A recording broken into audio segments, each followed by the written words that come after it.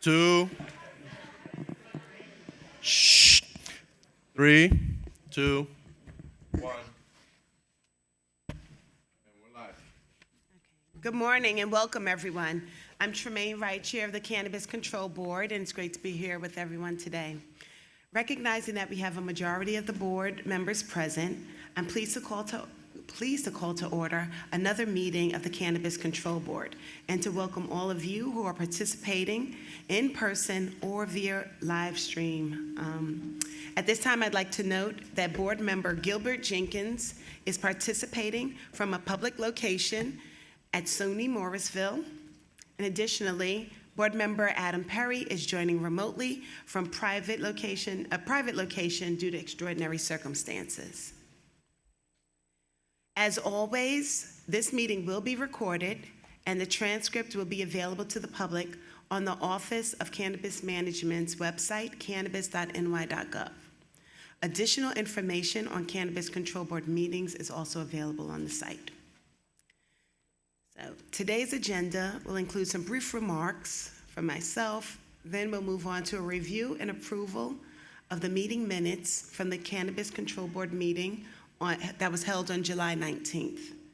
Then we'll have consideration of revised adult use cannabis regulations, consideration of the adult use cannabis license applications, consideration of the expanded registered organization application, consideration of the cannabis research license application, consideration of a cannabis laboratory testing permit, consideration of a registered organization's change in ownership request, and then a report from our Office of Cannabis Management's Executive Director, Chris Alexander. Thereafter, we'll move to public comment on the items considered during today's board meeting. We'll have an executive session, and then the board will adjourn. As I just noted, we have a heavy agenda today, and I'm pleased that today the Cannabis Control Board will consider the final adult use regulations, which will bridge New York's existing programs into general licensing. We are quite aware that there are eager applicants for all license types who have patiently waited as we consider the significant outpouring of comments from the public regarding these regulations. We appreciate all of you that have taken time to submit comments for our review.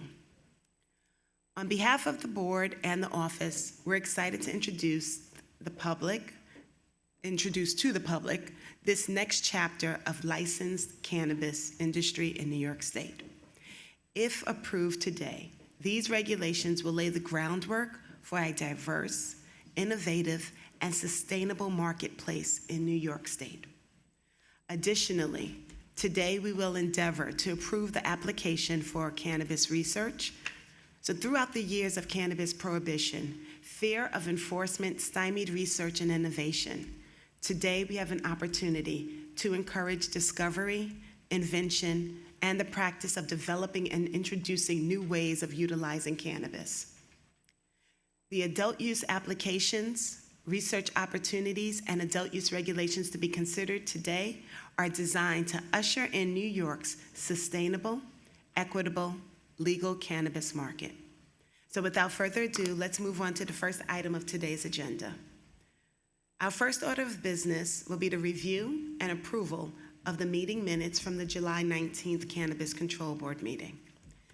May I please have a motion to consider and approve the July 19th, 2023 board meeting minutes? So moved. So moved. So I'll take, Adam, may I ask you to second, since we have a motion here? Did he hear me? Or can I ask you, Hope, to take a second? Okay, thank you. So we have a motion and a second. Is there any discussion? Okay. Hearing none, I'll call for a vote. All in favor? Aye. Aye. I see your mouth moving, but I don't think we hear you, Jen. Oh, sorry, aye. Okay, perfect.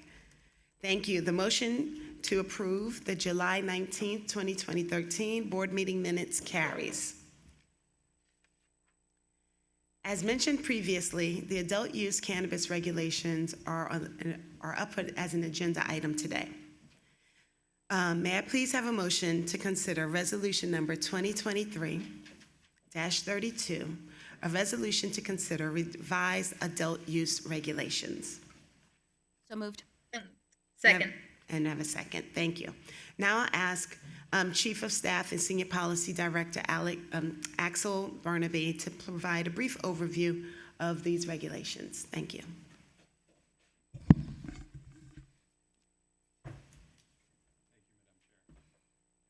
Members. So we are extraordinarily happy and proud to present the final package for your approval that we've been discussing now for just under a year. We originally had this package due in November 21st of last year, and the team inside OCM has been working on this package for longer than that, and some of us have been working in this package for many years before that as well.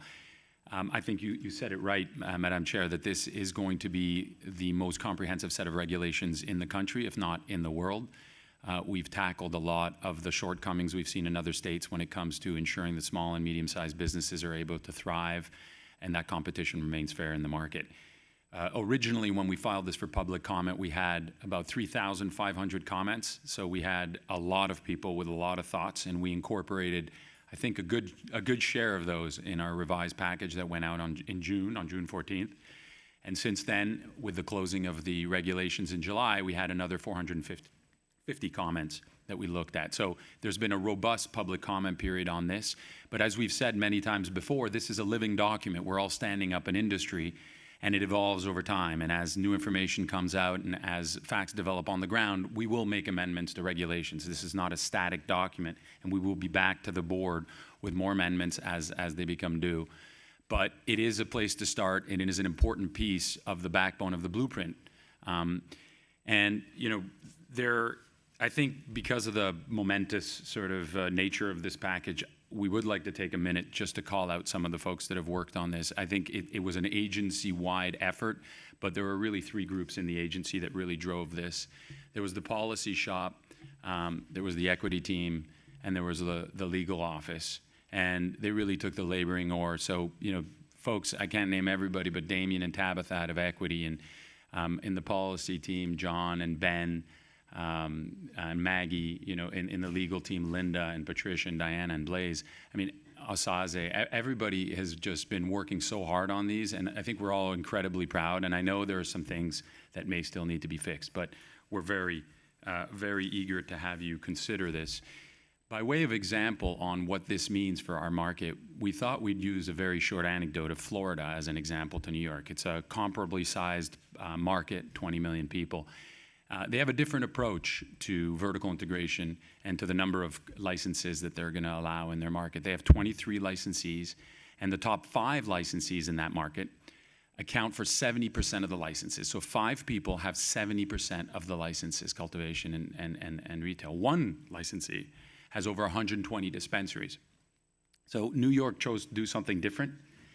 New York chose to have a 2-tier market to break up those licenses, to limit the amount of licenses one person can control and own. But that means a lot of regulation around how you define control, a lot of business rules. And while we think most small businesses are going to be able to navigate those fairly easily, they did take quite a few pages to write. So in short, this package would, if adopted, would bring us to almost 700 pages of regulation. We would have everything set from labs to enforcement, and in this package we would have the social equity provisions, the licensing provisions, we would have our business rules, our operating rules. There is a lot here, and we really appreciate the time that the board has taken to give us feedback, to work with us on this, and to now finally consider this as a package.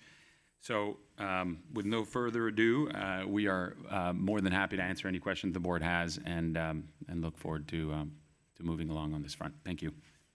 Thank you. Are there any questions or discussion from the board members?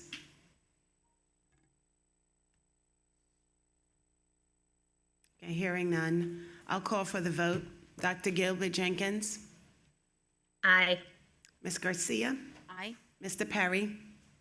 Aye. Ms. Knight? Aye. And I vote in the affirmative as well. The motion to approve the resolution number 2023-32, a resolution to consider revised adult use regulations carries. So next.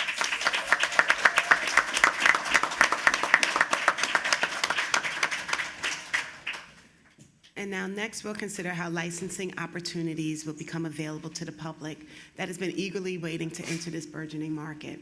So may I please have a motion to consider resolution number 2023-33, resolution to approve adult use cannabis applications. So moved. May I have a second? Second. I'll ask our Executive Director, Chris Alexander, to provide a brief overview of the adult use cannabis applications before the board. Thanks. Thank you, Madam Chair, and thank you, board members, and to all those in attendance. We appreciate your commitment to this mission. As we forecasted at the last board meeting, the adult use revised regulations were brought to the board at this September meeting. And now, as also forecasted, the applications for the cultivator, processor, distributor, micro business, and retail dispensary license types will be available on New York Business Express shortly thereafter. And we are pleased to officially open the application window as early as October 4th, 2023, if this application is approved today by the board. Additionally, the office will be making available forms allowing compliant registered organizations to transition into the adult use market. Applications for additional license types will follow soon thereafter. Adult use conditional cultivator, AUCC, and processor licenses in good standing with the office will be able to apply to transition to non-conditional licenses through an application on the NYPBE portal once the application is open. We're encouraging our conditional licensees to start this process early to ensure they're able to transition to full licenses before the conditional licenses expire in June of 2024. The office anticipates a lot of excitement and interest in these applications, and we are committed to providing as much information as possible regarding what an applicant will need to prepare in order to apply. So please be on the lookout for guidance and FAQs from the office that will drop on our website in the next few days. The office anticipates a lot of excitement. I would also like to take this opportunity to thank our agency partners at ITS for their help and assistance designing and building the cannabis license application system. Again, the planned date for the launch for the public's information as well as for the board's information is October 4th. The application window for the applications will be open for 60 days for interested applicants to apply. To fast track a subset of retail dispensary licensees who are applying with the location already secured, OCM will be reviewing submissions that apply with the location after 30 days. But the general retail dispensary application will remain open for the full 60. We extended the application window 60 days to ensure interested applicants had sufficient time to gather the required materials for the application. Applications are broken into 4 major sections. The first section captures general information about the applicant applying. This includes their profile information, primary contacts, mailing, and information about the business entity. Please make sure to apply with the business entity that will ultimately be holding the license. The second section of the application deals with the license type, specific questions and eligibility. For example, what tier or cultivation method are you applying for, what type of processor license, whether it be extraction or manufacturing, et cetera. I'll now hand it over to Damien, our Chief Equity Officer, to talk about the Social and Economic Equity Certification. Thank you, Chris. Good afternoon, everyone. Good morning, sorry. All adult use cannabis license applicants will have the opportunity to apply for social and economic equity certification in one of the following paths. They must come from a community disproportionately impacted, which I'll speak about shortly, be a woman-owned business, minority-owned business, a service-disabled veteran-owned business, or a distressed farmer. Applicants who would like to become C certified must provide documentation that they qualify as one of the above categories. The office is preparing guidance documents that will be on our website this week outlining the documents that will be required for each type of social and economic equity. As stated in the cannabis law, there's a goal of awarding 50% of adult use cannabis licenses to C applicants. C prioritization for adult use cannabis licenses will be afforded to applicants qualifying as extra priority, individuals from a CDI, distressed farmers, and service-disabled veterans. The office is unable to extend the same prioritization as C groups qualifying on the basis of gender or race. However, all applicants that qualify as C will receive 50% reduction in application and license fees and be eligible for application assistance and technical training in the office's Cannabis Hub and Incubation Program that I will cover later in the meeting. Go to the next slide. The True Party of Interest section is the final section of the application. The TPI framework is intended to protect the integrity of the two-tier cannabis market and establish monitoring and enforcement procedures for the vertical and horizontal ownership restrictions. TPI identifies persons and entities with direct or indirect interest in a license. It establishes effective procedures for tracking and confirming compliance with the cannabis law's ownership restrictions, and it's essential to create a level playing field that is fair and equitable. Applicants for cannabis licenses will be required to provide contact information for their TPIs. Each TPI is required to submit a personal or entity history disclosure form through a secure TPI portal. This information will be used to ensure that the cannabis licensee and everyone with a financial or controlling interest in that licensee adheres to the requirements of the cannabis law relating to ownership and the enforcement of the two-tier system, which is the bedrock of the small business cannabis ecosystem envisioned in the cannabis law. Among other items, TPI, both individuals and entities, will be asked to submit the following information: basic identifying details and contact information, any previous conviction, sanctions, litigation, or similar, any other cannabis license affiliations, all goods and service agreements that TPI has. The adult use regulations authorize the office and the board to take various actions such as suspending, canceling, or revoking a license, debarring a person from licensure, and denying license renewal or changes when a licensee or its true parties of interest directly or indirectly fail to comply with ownership or interest rules. Thank you, Madam Chair, and I'm happy to answer any questions the board may have. Thank you. Is there any discussion, questions, or comments by any board members? Just to be clear, so we have all of the cultivation, all of the processing, and all of the distribution licenses ready to launch? The applications, yes, will be ready on October 4th. Okay, inclusive of small? Yep. Okay.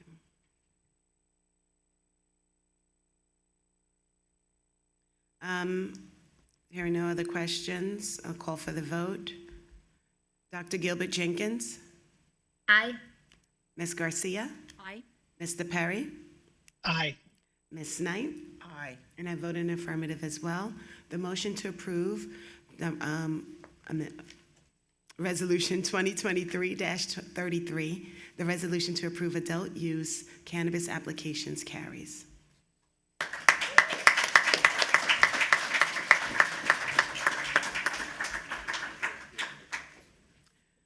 The next order of business addresses the application for the expansion of the pool of registered organizations. May I please have a motion to consider resolution number 2023-34. I'm gonna say that all over.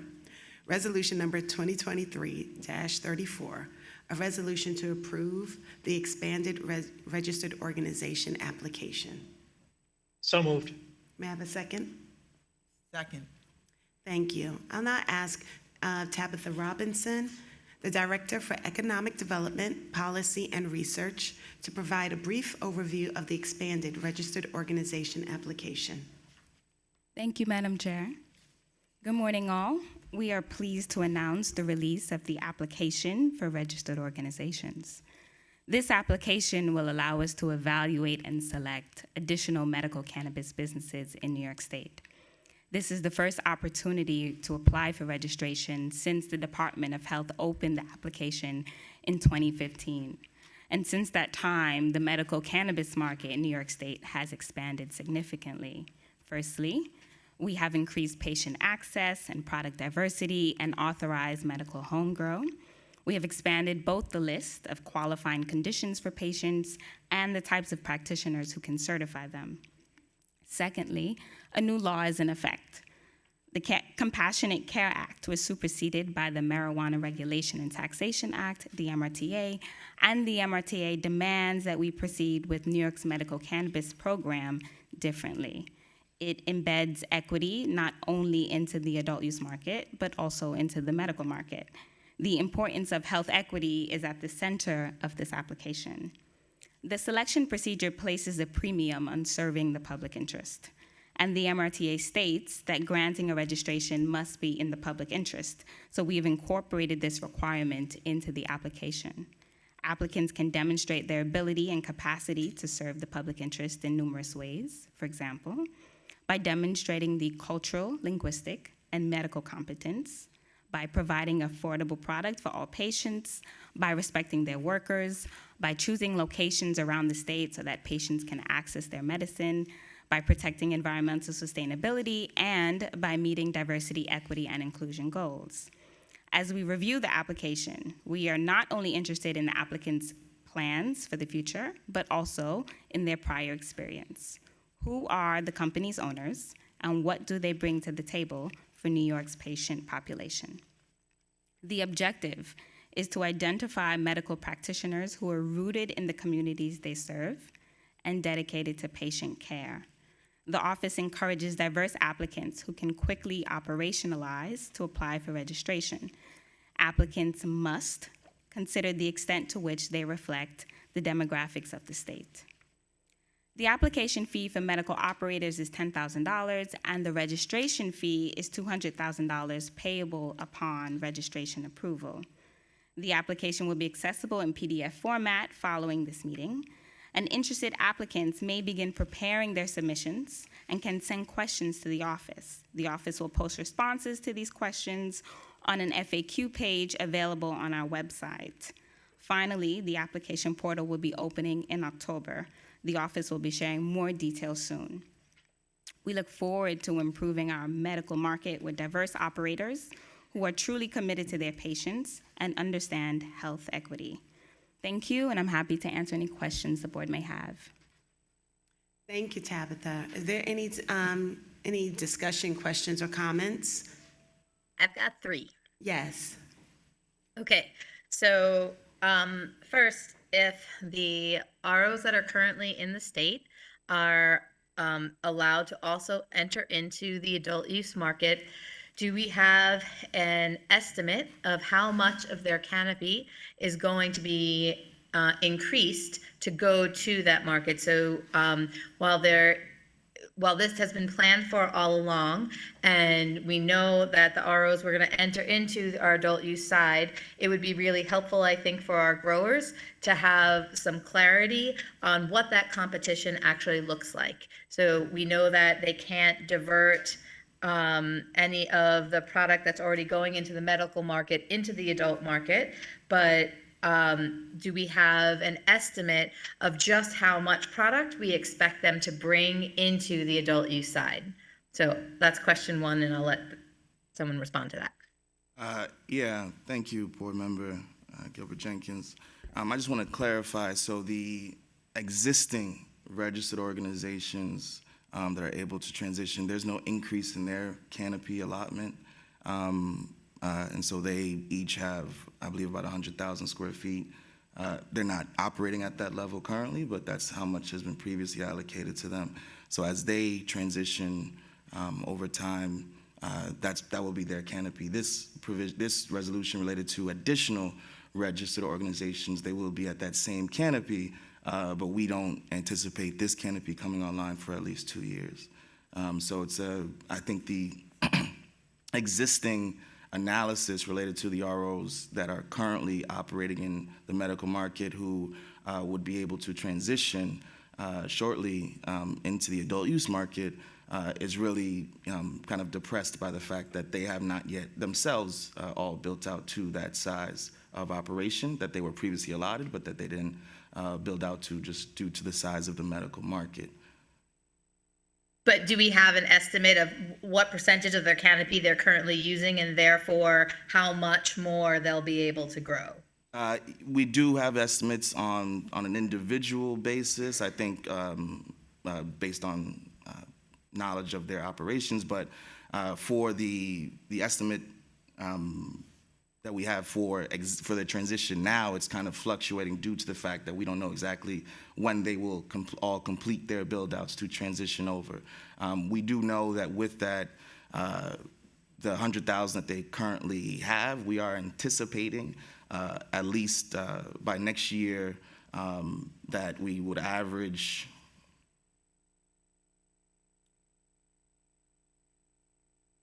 I'll get that number to you. Just give me a few minutes. Yeah. No, that's fine. And I think that not even just to me, I think that for the growers in the industry, it would be really helpful for them to be able to plan and prepare, to have a better concept of what that is going to look Absolutely. like. And then additionally, so my second question goes along with that, with the new applicants that are going to come in, what is the split between the medical side of their canopy and the adult use? So they're allowed to have that this large total canopy. Are we mandating how much of that has to go into the medical side? Yeah, on the products, on the producer side, or on the cultivation side rather, we do have requirements that they continue to supply the medical market itself. And so while it's not set at a particular square footage, it is based on previous year's patient activity. And so there's provisions in the law and in the regulations that require them to maintain product access and supply and prioritization. Right, that's for the current ones. I mean for the new ones. For the new ones, the same rules will apply.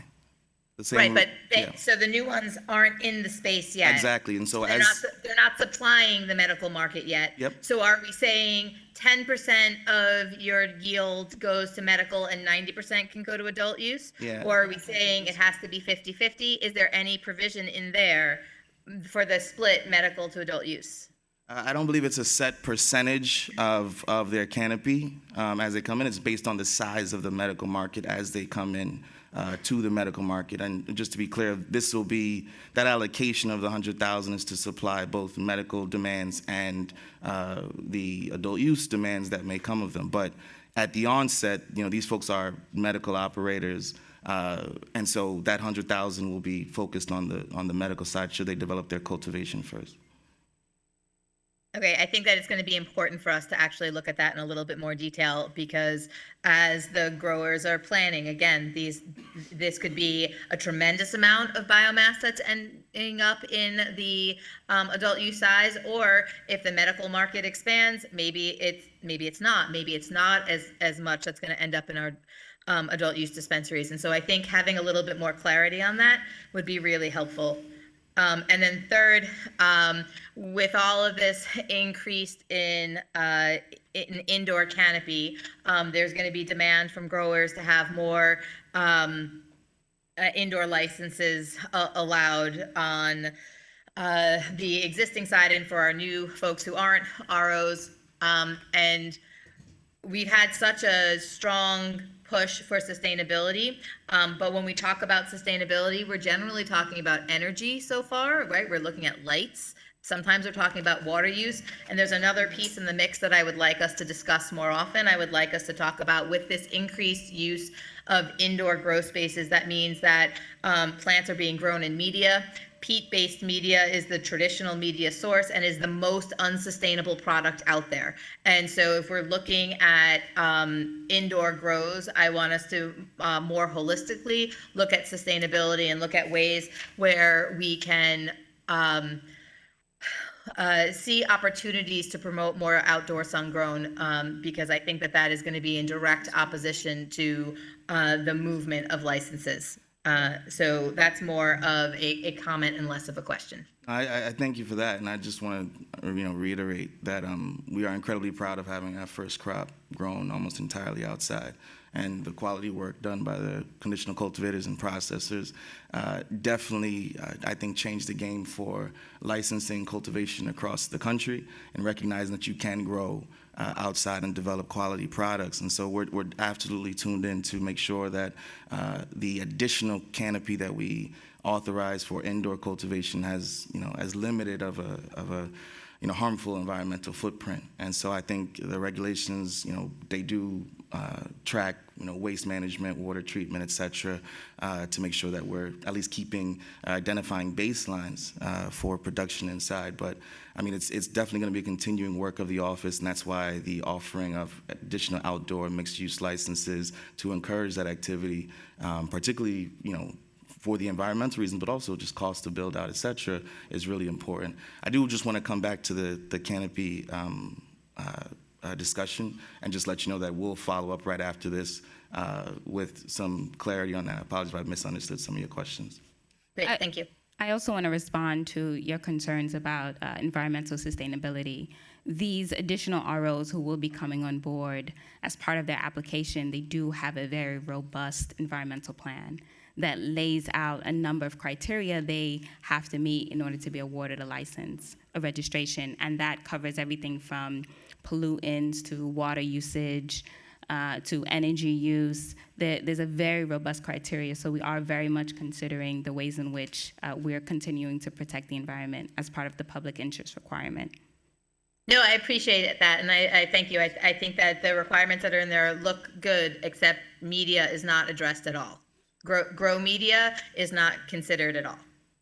So that's something that I think is important to look at. Thank you for that feedback. I just want to make it clear, so I'm going to ask the question. We are discussing the new entrance into the marketplace. This application is not what will be utilized to authorize any existing ROs to roll into adult use. Can you explain and/or just elaborate or confirm? That's correct. The statute mandates the OCM and the Cannabis Control Board to expand the registered organization license class. And so that's what this item is related to. The submissions related to the existing registered organizations transition into the adult use market is not through this application. That'll be through document submissions that'll be done over time. Any other questions? So, I'm sorry, you said document submissions, not an application? No, it's not an application. It's more of a collection of their operations, et cetera, ownership, et cetera, to ensure compliance and checks on their facilities before they can transition over.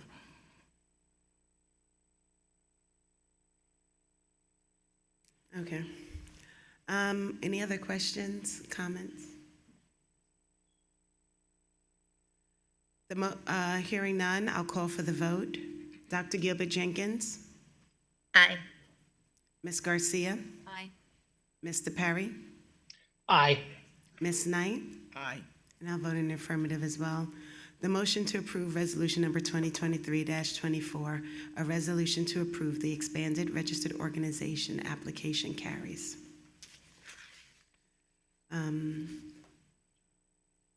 Concerning the next order of business, may I please have a motion to consider resolution number 2023-35, a resolution to approve the cannabis research license application. So moved. And may I have a second? Second. And I'll ask Dr. Nikisha Abel to provide a brief overview of the cannabis research license application. Thank you, Madam Chair. So you're Good morning, online. everyone. Good morning. It gives me great pleasure to announce the opening of the Cannabis Research License application. With this license, New York State has the opportunity to lead the nation in cannabis research, an area that has been slow to progress due to administrative barriers and federal restrictions. Scientists, physicians, cultivators, and others will now have the opportunity to study real-world cannabis products and provide the evidence needed to better understand the vast potential of the cannabis plant. The office encourages interested individuals to review the regulations and application requirements. Some of those requirements include, but are not limited to, a description of the research and study design, justification for the amount and type of cannabis needed, a plan for securing the cannabis, and evidence that researchers have the appropriate expertise needed to conduct the study. If approved today, the license application will be available on the OCM webpage beginning tomorrow and accepted on a rolling basis. We look forward to opening the cannabis research license application and seeing the innovative studies that researchers will bring.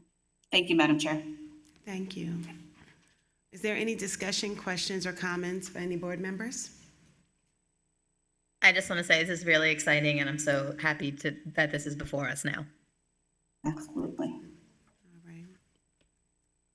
There are no other comments. I'll call for the vote. Dr. Gilbert Jenkins, Aye. Ms. Garcia, Aye. Mr. Perry, Aye. Ms. Knight. Aye. And I vote in the affirmative as well. The motion to approve number 2023-35, resolution to approve the cannabis research license carries.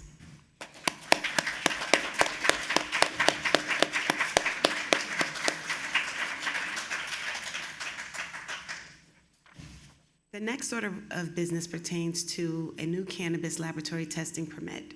May I please have a motion to consider resolution number 2023-36, resolution approving cannabis laboratory testing permit? So moved. May I have a second? Second. This resolution seeks to approve a cannabis laboratory testing permit for Dope Diagnostics Lab in Pearl River, New York. Approval of this lab permit would bring the total number of cannabis testing labs in the state to 16. By continuing to approve additional testing laboratories across the state, we hope that we're able to ensure sufficient lab testing capacity to meet the current and the expanding needs of our state. So is there any questions or discussion or comments related to this application?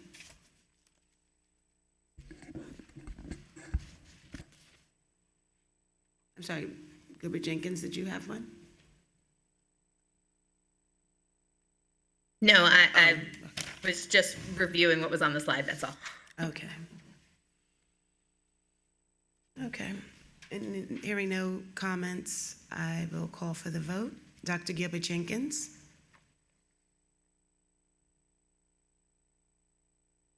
Sorry, I guess I did have a question, I'm sorry. Okay. Were there 2 lab permits that were in front of us? There are 2. This is just the first. This is the first, okay, so I was just trying to distinguish between the 2 of them, but okay. So I can vote on this one? Yes, ma'am. Please do. Okay, aye. Ms. Garcia? Aye. Mr. Perry? Aye. Ms. Knight? Aye. I'll vote in the affirmative as well. And so the motion to approve resolution number 2023-36, a resolution approving the cannabis laboratory testing permit carries. And the next order of business is a second cannabis laboratory testing permit for our review. May I please have a motion to consider resolution number 2023-37, a resolution denying cannabis laboratory testing permit? So moved. We have a motion. May I have a second? Second. And we have a second. So this resolution seeks to deny the cannabis laboratory testing permit for Calyx Laboratories in Pearl River, New York. OCM has completed the review of and recommends the denial of this applicant for a cannabis testing laboratory permit. Is there any discussion, question, or comments by any board member? I'll call for a vote. Dr. Gilbert Jenkins? Aye. Ms. Garcia? Aye. Mr. Perry? Aye. Ms. Knight? Aye. And I vote in the affirmative as well. The motion to approve resolution number 2023-37, a resolution denying cannabis laboratory testing permit, carries. Concerning the next order of business, this will close out the resolutions for today's meeting. May I please have a motion to consider resolution number 2023-38, a resolution to approve certain ownership changes for Etain LLC. I have a motion. So moved. May I have a second? Second. However, before we begin the discussion, are there any board members that plan to recuse themselves from the discussion and vote? Madam Chair, I'm going to recuse myself to avoid the presumption of impropriety in this. Thank you. So we acknowledge that recusal, and we'll just wait for her to be able to exit the room. So pursuant to the medical cannabis regulations, the boards must approve a change in composition of a registered organization. In this case, a director of a parent company to the registered organization, Etain LLC, has resigned from their position on the board of managers. The parent company is seeking to redeem the membership interests of the resigning director, thereby making the remaining director 100% owner. And they will thereafter add, or they have already added, 2 new board members to its board of managers. OCM has completed its review of the change in composition and all required filings by Etain and recommends approval of the request. Is there any discussion, question, or comment by any board member?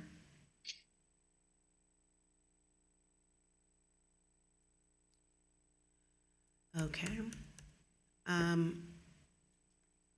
The motion to approve Hearing none, I'll call for the vote. Dr. Gilbert Jenkins, Aye. Mr. Perry, I abstain. Ms. Knight, Aye. and I'm going to add a comment before my vote here. I am concerned that we don't have a more streamlined process in place at this moment in order to bring these kind of concerns before the board. And I look forward to the implementation of something that's going to allow us to actually address this in real time, because I think that we are coming in after the fact and we need to get ahead of these types of concerns. And I don't think it's going to be fair to the other market players. But with that said, I will vote in favor of this resolution, and thereby the motion to approve resolution number 2023-38, a resolution approving cannabis laboratory testing permit carries. So that was the final resolution for consideration today. Next, we're going to hear an update on the Office of Cannabis Management from our Executive Director, Chris Alexander. Chris? Thank you, Madam Chair and board members. I know that today is a day of mixed emotions for many who are excited to see the market launch. We're excited of the steps that have been taken to roll out general licensing and really take the next step here for New York's cannabis market. I acknowledge our licensees who are currently working diligently to get open, and I just want to express on behalf of the office the continued commitment to the success of those licensees. We will continue to work diligently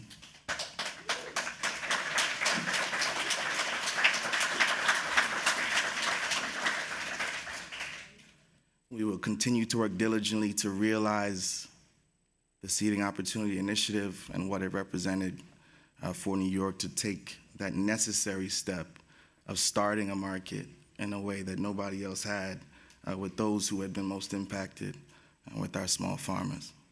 I know we'll hear a lot from you all today, but I wanted to make sure that first that you understand where we sit in this process. And our commitment has not wavered, and it will not.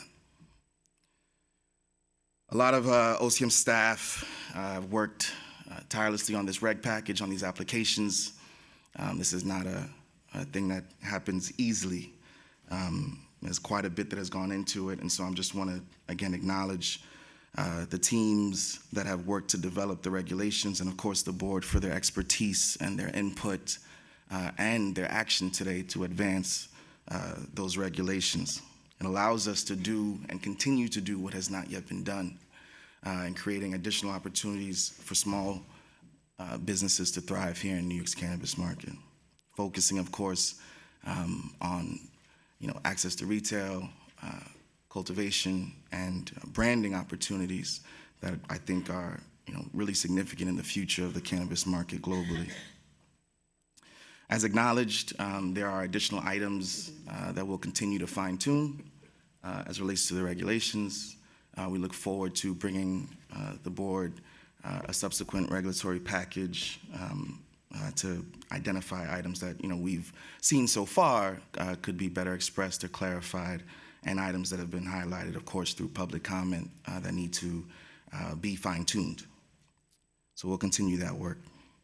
But before I hand it over to staff to go through several updates, just again want to acknowledge where we are right now as we expand access to research, as we are the first state program, the first state to take on cannabis research in a really intentional way to ensure that we're creating more access and we're learning about all that the cannabis plan has to offer us. As we roll out licensing, the same commitment that we had related to CARD, going around the state and making sure folks are prepared for the opportunity, will continue. You'll hear a little bit more about that from the team. But just as we start that work, I just want to say the same thing I said to many of you who are card licensees as we're rolling out that program. And this is not, this is another opportunity that we don't want people to miss because they did not know. And so your efforts to spread the word about what's going on here and the opportunities that we're creating is incredibly important. I expect everybody who cares about New York cannabis to be an ambassador for this program that really is breaking the mold. Lastly, on our enforcement efforts, we have continued to do the heavy work of transitioning folks, both through direct enforcement action and through massive public education campaigns to transition folks to the legal market, to ensure that the product that is being grown by our cultivators and sold at retail has the right size audience, and to make sure that New York's consumers are not consuming anything that could harm them. And so that work goes on, and we'll have a more comprehensive update on enforcement at the next board meeting. I'll now pass it over to John, our Director of Policy, to kick us off with a market update. Thank you, Chris. Thank you all for being here. Thank you to the board. And I couldn't more vigorously kind of support Chris's gratitude to all of the stakeholders in this market who are working so hard to build what I think is going to be the world's most consequential cannabis market. Since we last met, we've added 2 additional dispensaries, one in Oneonta and the other in Depew. So we now have a total of 23 retail dispensaries open across the state, and momentum has only continued to build as consumers are coming into our legal stores and purchasing our locally produced products. However, as you all know, the injunction is currently preventing the office from processing more card licenses, thereby limiting our ability to expand retail access to consumers in the state. We look forward to this litigation being resolved so that we can resume the urgent work of building the market to serve the hundreds of thousands of consumers across the state who are interested in buying legal, regulated cannabis but have nowhere to do so. Next slide. This summer has shown us the scale of demand that lies ahead in the state of New York, with sales rising to nearly $17 million in July and to nearly $18 million in the first just 3 weeks of August. So year to date, we've sold nearly $66 million worth of cannabis. And worth noting that in the last 2 months, including just the first 3 weeks of August, we sold more cannabis than we did in the first 6 months of the year. A reflection of the momentum that is building as consumers are coming into our stores and gaining access to a very rich diversity of products. It's also worth noting that this impressive jump that we have seen in our retail sell-through has happened while we have seen several of our retailers close for renovations, including Smacked & Dace in Manhattan and Good Grades in Queens. So, as I will continue to say, we look forward to continuing to open more retail dispensaries and to opening up the full retail market with the applications that are going to be opening up in October, including to micro-licenses over the next month. Our early performance thus far makes it clear that demand is not the issue in this market. Retail access is. And we think that there's going to be very, very strong performance for the retail ecosystem as we continue to open up more stores. Even as we work toward the implementation of our seed-to-sale system, which will greatly enhance our ability to analyze the data that's starting to flow through our reports, we thought it worth providing at least a snapshot of just 1 week of sales to illustrate how much volume is moving through the system and how much product we're getting sold. So in the week of August 20th through the 26th, we sold approximately 100,000 units of cannabis products. As we've seen consistently since this market launched, nearly half of the products sold as flowers, with vapes making up about a quarter of those products and edibles making up 16%. We also wanted to show this slide because I think it really underscores the urgency of retail access as we consider the role that retail plays in helping our growers sell through their excess inventory. During just this week, between the 20th and the 26th, we sold 50,000 units of cannabis flower products, totaling nearly $2 million in revenue. We recognize and are grateful for the work that our licensees have done to create products that consumers want and to build retail stores that are bringing consumers in from the unregulated market and that keep them coming back. This is just the foundation that we are laying for the world's most consequential cannabis market. And we look forward to working with all of our licensees, both current and future, to build a truly impactful market. So with that, I'm delighted to hand over to my colleague, Ben Sheridan, who's the Deputy Director of Policy Implementation, to walk us through the Cannabis Grower Showcase program, an initiative which was approved at our last convening and which has gained incredible momentum since. Before we do, I'd like to express just a personal point of thanks to everyone, the board, our retailers, the growers and processors, who have helped make the Growers Showcase program a reality. It's proving to be a tremendous opportunity to make legal cannabis products accessible to consumers across the state, and we look forward to its continued growth as we look ahead through the end of the year. So, welcome back. Yes. Just clarity, your narrative and what was on the slide is not in sync. Was the weekly unit sold 100,000 or 50,000, and was it 4,000 from? So it's on the chart on the right. It's 195,000. So roughly 100,000 units, individual units. $4 million total. But $2 million of flower products. About half of that product was of cannabis flower. Thank you. Which is just underscoring that, as we're trying to work through our excess inventory, selling that flower through is critically important through our stores. Thank you for clarifying. Sure.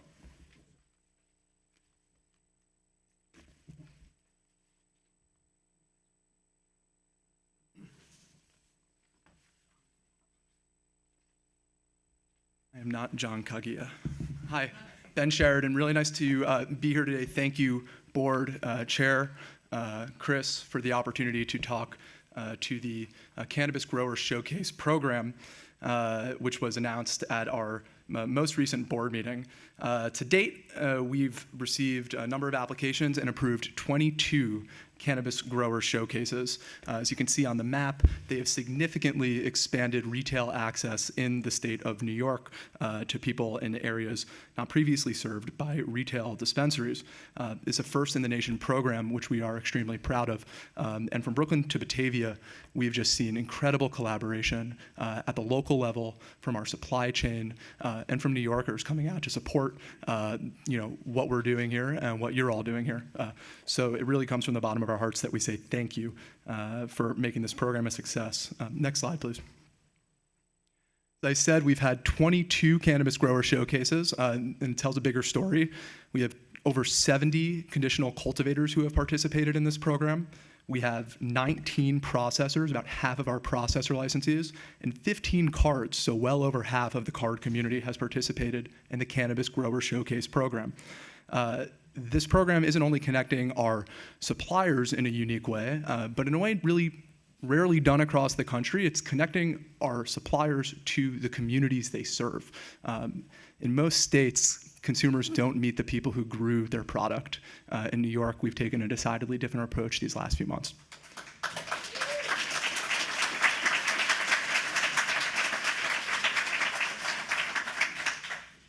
Our first Cannabis Grower Showcase took place in New Paltz in mid-August. And there was a lot of moving pieces to make this happen, but it's in the municipal parking lot, and it really set a tempo for how municipal governments could continue to engage with what we're doing here.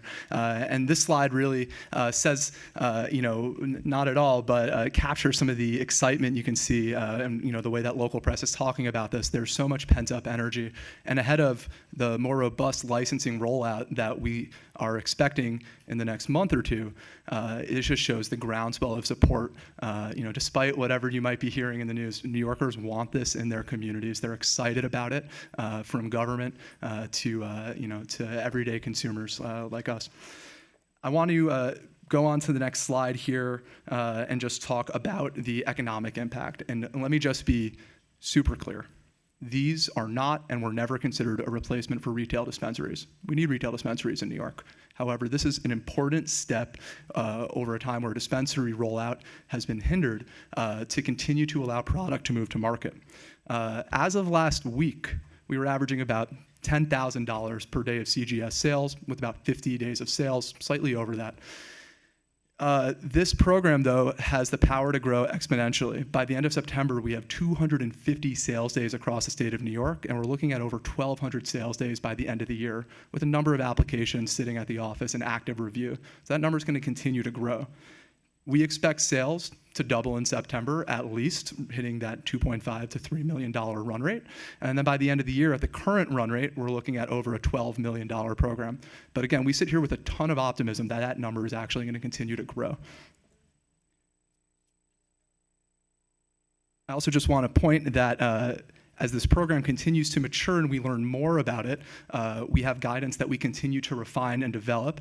And more long-term, though this program sunsets at the end of the year, today's regulations package include language and a program for cannabis events. And this is really an incredible learning opportunity for the office in rolling out cannabis events over the next 6 to 12 months. I will add that because of some of the stipulations, these sales numbers are actually depressed. Folks who have been to a cannabis grower showcase, folks who work at cannabis grower showcases know that we have a 50% price cap on our flower sales. And that's 60% of sales taking place at cannabis grower showcases. So, you can do a little bit of back of napkin math to realize that that 12 million number is actually artificially lower than if these sales had been taking place at a retail dispensary. But we do understand that this is a learning process, and we're incredibly grateful for the stakeholders who have been willing to tell us how to make this program better and continuously improve, which is really a mantra over at the agency. I do want to just say thank you one more time here and appreciate everybody for listening to the update. I believe next I'm turning it over to the Chief Equity Officer, Damian Fagan.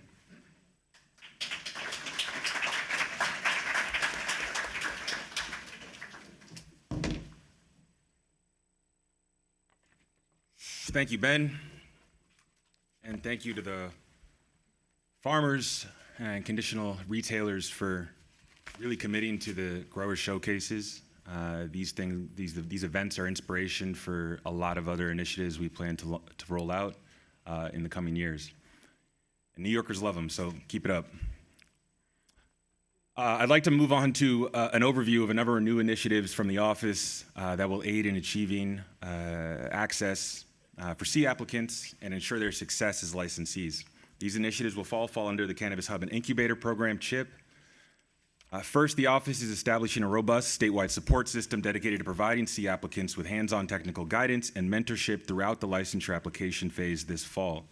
The office will conduct a week of comprehensive training sessions during the last week of September to ensure this mentorship network of community-based organizations, nonprofits, and law firms all have the information and resources they need to support C applicants and disseminate that information across the state. A planned request for assistance will facilitate future grant funding for these efforts. I want to note here that the adult use application approved by the board today is without question one of the most accessible in the nation. There are no burdensome SOPs or business plans needed to evaluate and score.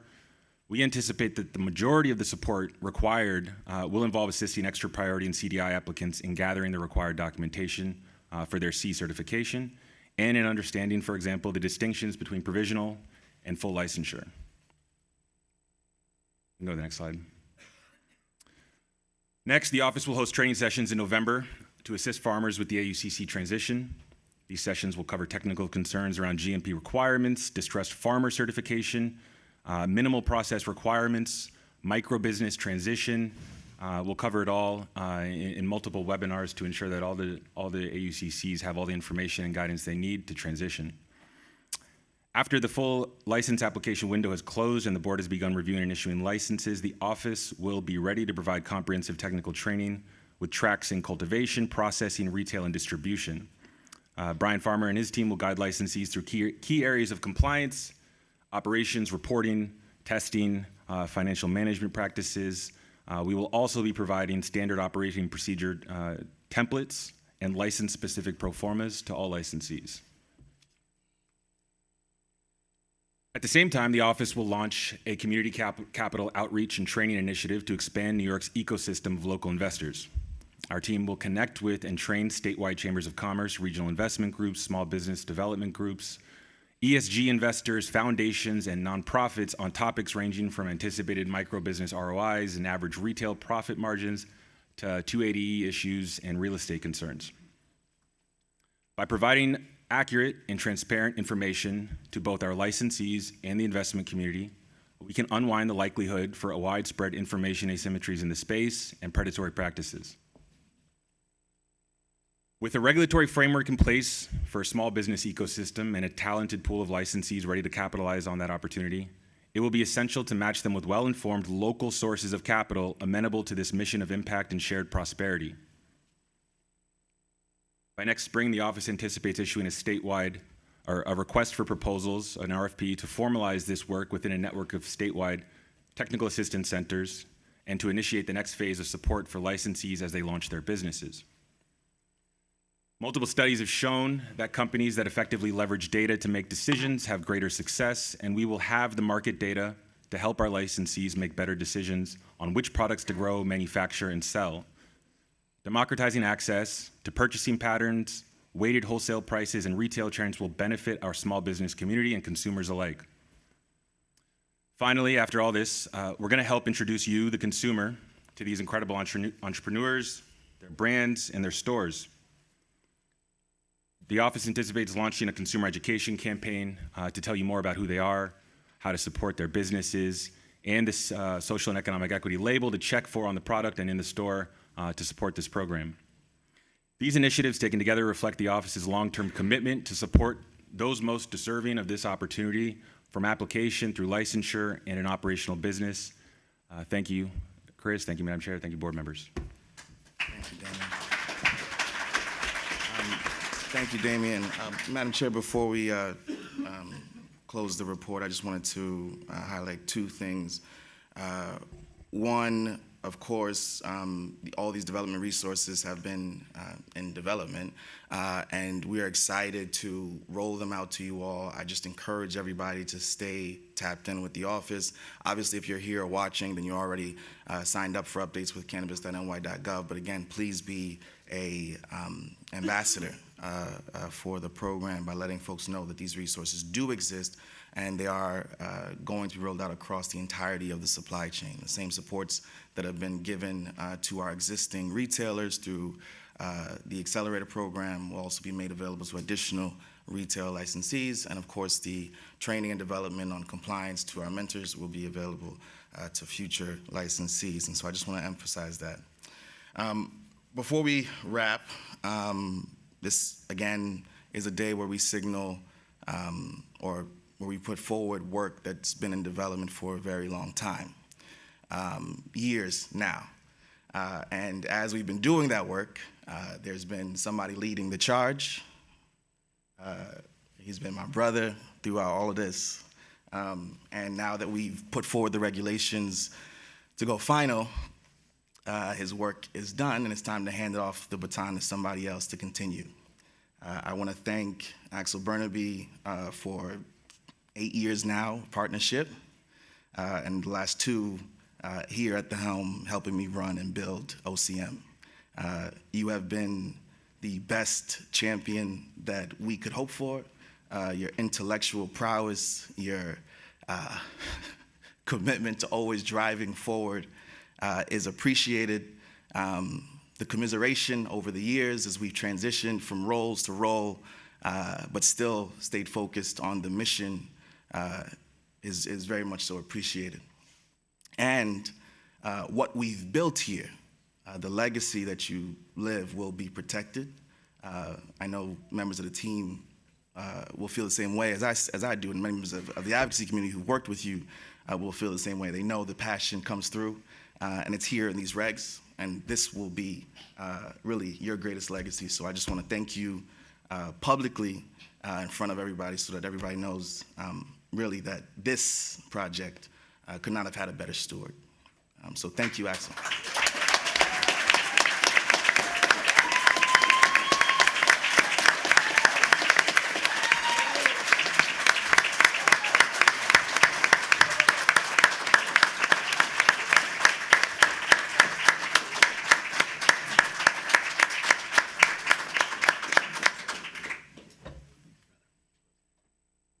very, very emotional moment for me today.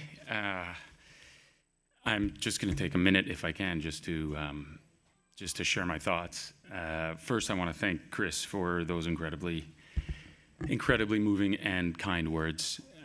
This has undoubtedly been the most humbling experience in my professional career. It's been the most challenging, bar none, the most impactful, and the most rewarding project I've ever worked on. It's also been a privilege to be able to contribute substantially to the vision for a equitable, small business-driven market in New York. I think what you said, Chris, about protecting what we've put together is true. It's been a radical change in the way we approach drug use in this state and in this country, away from criminalization and towards public health and harm reduction. So I'm eternally grateful for having been able to be a part of this. So thank you. But Chris knows that this has been a team effort from the beginning. So I sort of can't leave without at least calling out a couple of the folks that have been involved the whole way. So if you guys humor me for a couple more minutes. You might not agree with every line in the MRTA, and you certainly might not agree with every decision OCM have made, but there have been a lot of people working for a very long time to bring legalization to the state of New York. And it just wouldn't have happened without them. And so, just a very brief moment down memory lane. I will always remember Chris says 8 years, because that's when, in almost 8 years to the day, in September of 2015, when I just joined the governor's office, Chris walked into my office, then working for the Drug Policy Alliance, and said, we have to legalize cannabis in the state of New York. And there was just no way that the then governor was going to allow that to happen.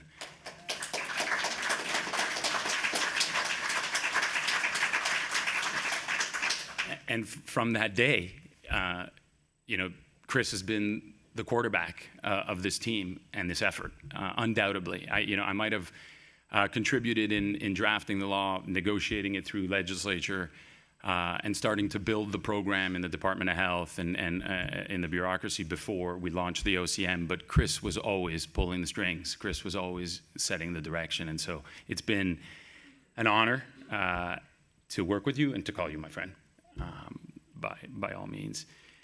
But we too stood on the shoulders of giants, and we all know who those giants are and what they've done for this movement. And of course, I'm talking about Majority Leader Crystal People-Stokes and Liz Kruger.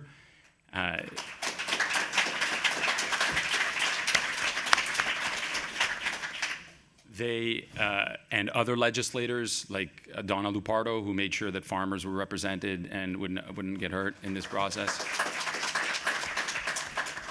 have really been at the forefront of this. And then there were the advocates and the policymakers. There was Cassandra Frederick and Melissa Moore,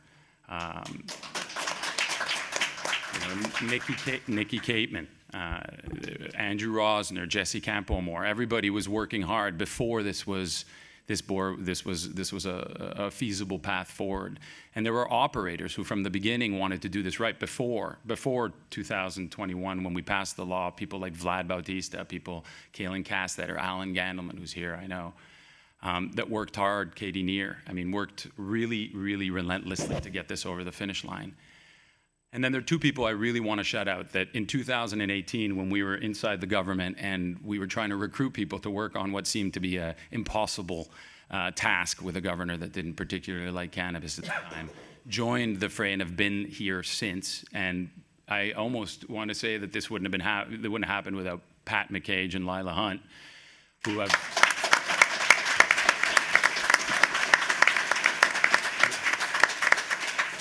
just tirelessly move this process along and are still at the agency working every day to make this happen.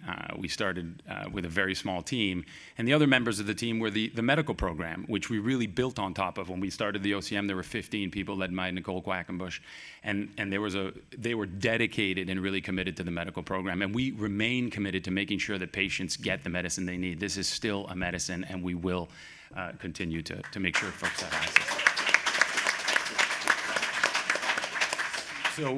So then we're at the OCM now. We have over 160 folks. We started with the 15 people in the medical program, and now we've grown, and there are just too many to name and too many people to applaud. But it was a collective effort, and I feel so confident that this program is in the hands of all the right people and that can make sure that it delivers on the promises that we were asked to implement through the legislature. So we're definitely committed. Where are we now today? Today we have a number of challenges. We have a number of emergencies. We stopped using the word priorities at the state in the agency because we realized that word almost no longer had any meaning. It's a absolute top priority for us to destroy the illicit market. It's an absolute priority for us to open the card program. It's an absolute priority, top priority for us to secure public health. It's a priority to protect our farmers. It's a priority to roll out the regulations, which we did today, thanks to the board. And it's a priority to build out the OCM. These are all our number one priorities. It's just relentless, and the work that the folks at the OCM do is just amazing. And so I think because of this maelstrom and this constant pressure, it's important to take stock of moments, milestone moments like today. And that's why Chris and I have been talking about, this would be an opportunity for me to just say these words, and I'm wrapping up, so I apologize for making it so long. But these milestones where the big pieces of the puzzle come together are really important to recognize because we're always just all rushing so fast to get where we're going. And what we've done today is put in place probably the nation's most comprehensive set of regulations, if not the world's most comprehensive set of regulations. We spent a lot of time thinking about these regulations. And so, it's just, yeah, it's been an incredible experience. It's been just such a moving experience. And I think this is as good time as any. There's never any good time to leave. There's never any good time to pass the baton. But when we've done what we've done, 8 years in the making, I figure it's a good moment to sort of pass this on to a new generation of public leaders that are going to drive this home. And so, it's no exaggeration to say that we've had a dozen countries call us for parts of our regulation. They want to understand our program, our small business program, our farmers program, our equity program. We've worked tirelessly with a number of other states with our lessons learned. And so, I look forward to doing more of that work. I will forever be committed to this program. I will be forever here to help. I will never walk away from this program. And so, so I want to thank, the board. I want to thank Chris, and I want to thank Governor Hochul for really taking a chance on me. And I want to thank all of you for working so hard to make this what we were dreaming it could be. So thank you again.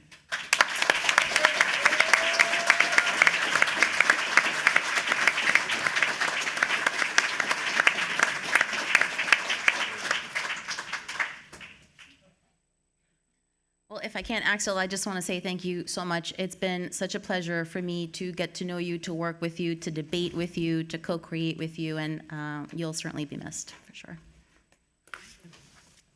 And I think most of the board echoes that same sentiment. So thank you.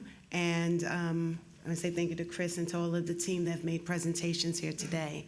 And I guess for our next order of business, we'll be moving on to our public comment period.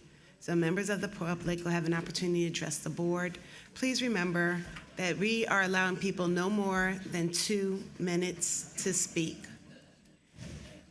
And I would like to just let people know that we have over 40 people signed up to speak, so that we're looking at a 90-minute segment if you comply with the 2-minute window. So as you approach 2 minutes, you will get a reminder, and we will cut the mic, because it's really just not fair to the rest of the people in the room for folks to go beyond their allotted times. To begin, the first commentator, Chair. Anthony Feliciano.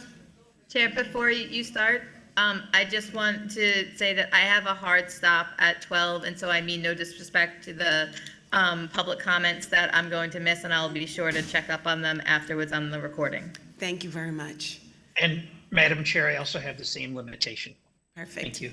Thank you. I know that there are some people that have to walk out because they have other commitments, everyone. So please try to be concise, speak quickly, and those who are exiting and you have ongoing conversations that I see already beginning, please take them outside the doors so they can be respectful to everybody that remains. To begin, Anthony Feliciano. Just as, Madam Chair, thank you. As folks are leaving, before you leave, board members, we just want to make sure again that we express that members of the board are here to hear you all out. They are doing incredible work. I want to just thank the governor for giving us this opportunity to do this work. I just want to make sure that as we go, people stay on time. If you are not heard within that time, we will come back to you. You can submit your comments online, but we just wanted to make sure that as we start, we do thank the board members for their leave, and of course the governor for giving us all this opportunity. So my name is Anthony Feliciano. I'm Vice President for Advocacy at Housing Works. And on behalf of Housing Works, we are here to support the New York State Card Program. On December 29th, Housing Works became the first legal cannabis dispensary to open under the New York State Card Program. This has enabled us to learn and grow our cannabis operation while raising critical funds for our mission and contributing to the millions in tax revenues that is being generated from other legal dispensaries in New York State. Not-for-profit dispensaries like ours are making meaningful reinvestment to impacted communities. These cannabis proceeds have specifically allowed Housing Works to expand its vocational programs to formerly incarcerated individuals. We've been able to grow our harm reduction programs during an opioid epidemic and have continued our advocacy actions and policies for those affected by the war on drugs and continue being ensnared by the war on drugs. Housing Works' experience in this market thus far has been positive. We were helped by support of OCM as well as regulations that allow us to be among the first movers. We want all cars to have that same experience. This is why we do not believe that this can happen if the registered organizations are allowed to enter the market at the same time as the previous licensed card applicants. There must be a one-way for the cars to be able to raise capital, find appropriate location, and learn and grow from the early days of the operation. The intent of the program was this: to ensure that the state's largest cannabis market is not captured by huge multi-state operators who will diminish the goals and the opportunities of people infected mostly by the war on drugs, particularly Black and brown communities. We find it especially galling for these ROs after cutting the deal for early entry have turned around and joined lawsuits designed to freeze the market until they can enter. This can be a lucrative industry, but thus far across the nation, profits have disproportionately gone to communities not impacted by the war on drugs. We know New York does not intend to go down that same road. The New York State Card Program is ambitious and the correct way to approach the creation of equity. New York State should stand by the RMT and establish those strong social economic equity programs. The card program exactly is what we hope you can ensure there is proper time and support for the cards to become established in the market. Thank you, Mr. Feliciano. Nope, please. All right. And Matthew Robinson.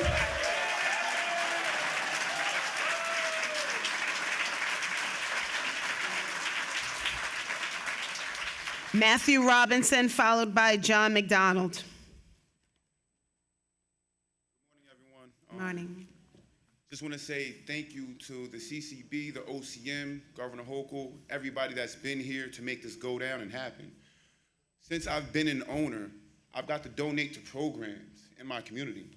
I got to bring kids to a Jets game and get them on the field where they met Sauce Gardner, young kids that would never have that opportunity. I've got to donate to so many different things. This cannot stop. The OCM, do not stop. Keep going. You got my full support, and everybody at Essential Flowers, full support, 100%. The MSOs that are doing what they're doing it out of spite. They're not trying to do anything to help. They're just trying to fill their coffers and stock their pockets to make more money, to take to wherever they live. But they're not going to do anything for New York.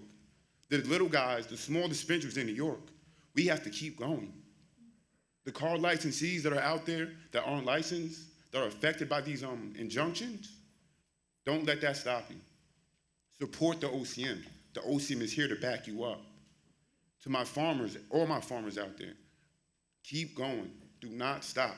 You have our support. Everybody here is a team. Whether you're on the OCM, a CARD, a AUCC, AUCP, we're all a team. It's very imperative that we stick together and that we stand together, because these MSOs are coming and they're here. The only way we're going to be able to compete and fight against them is by standing together. We can't fight with each other.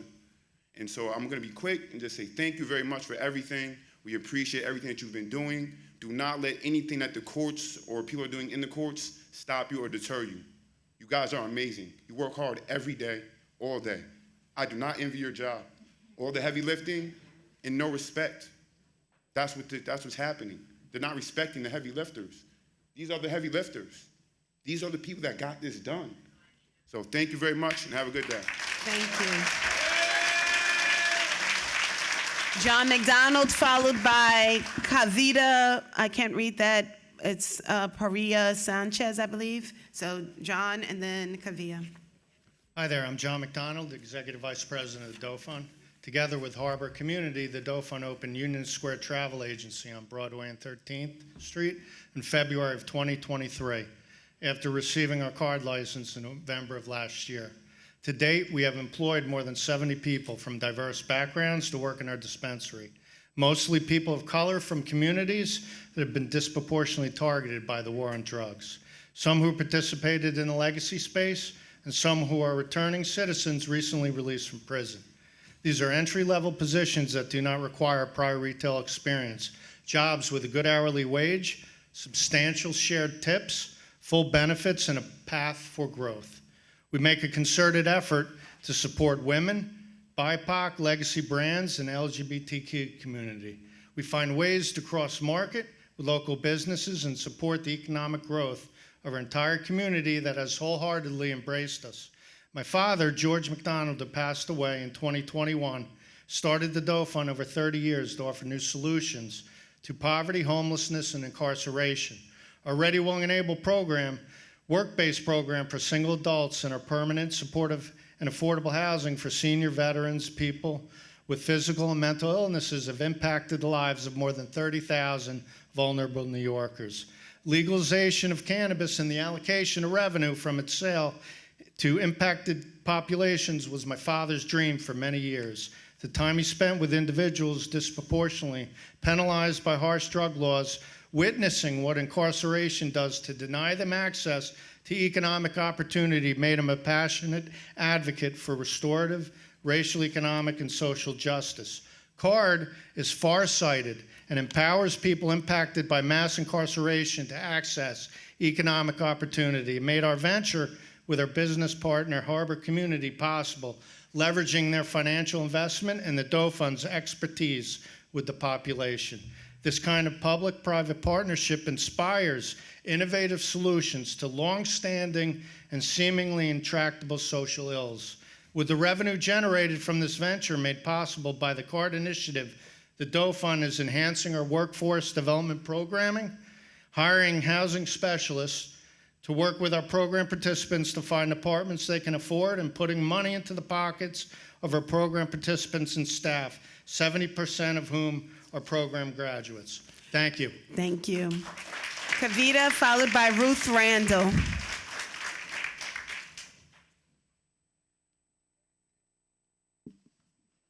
Good morning. My name is Kavita Paria Sanchez. I'm the CEO of Cannabis. We work with directly impacted folks, mostly legacy folks in the Bronx.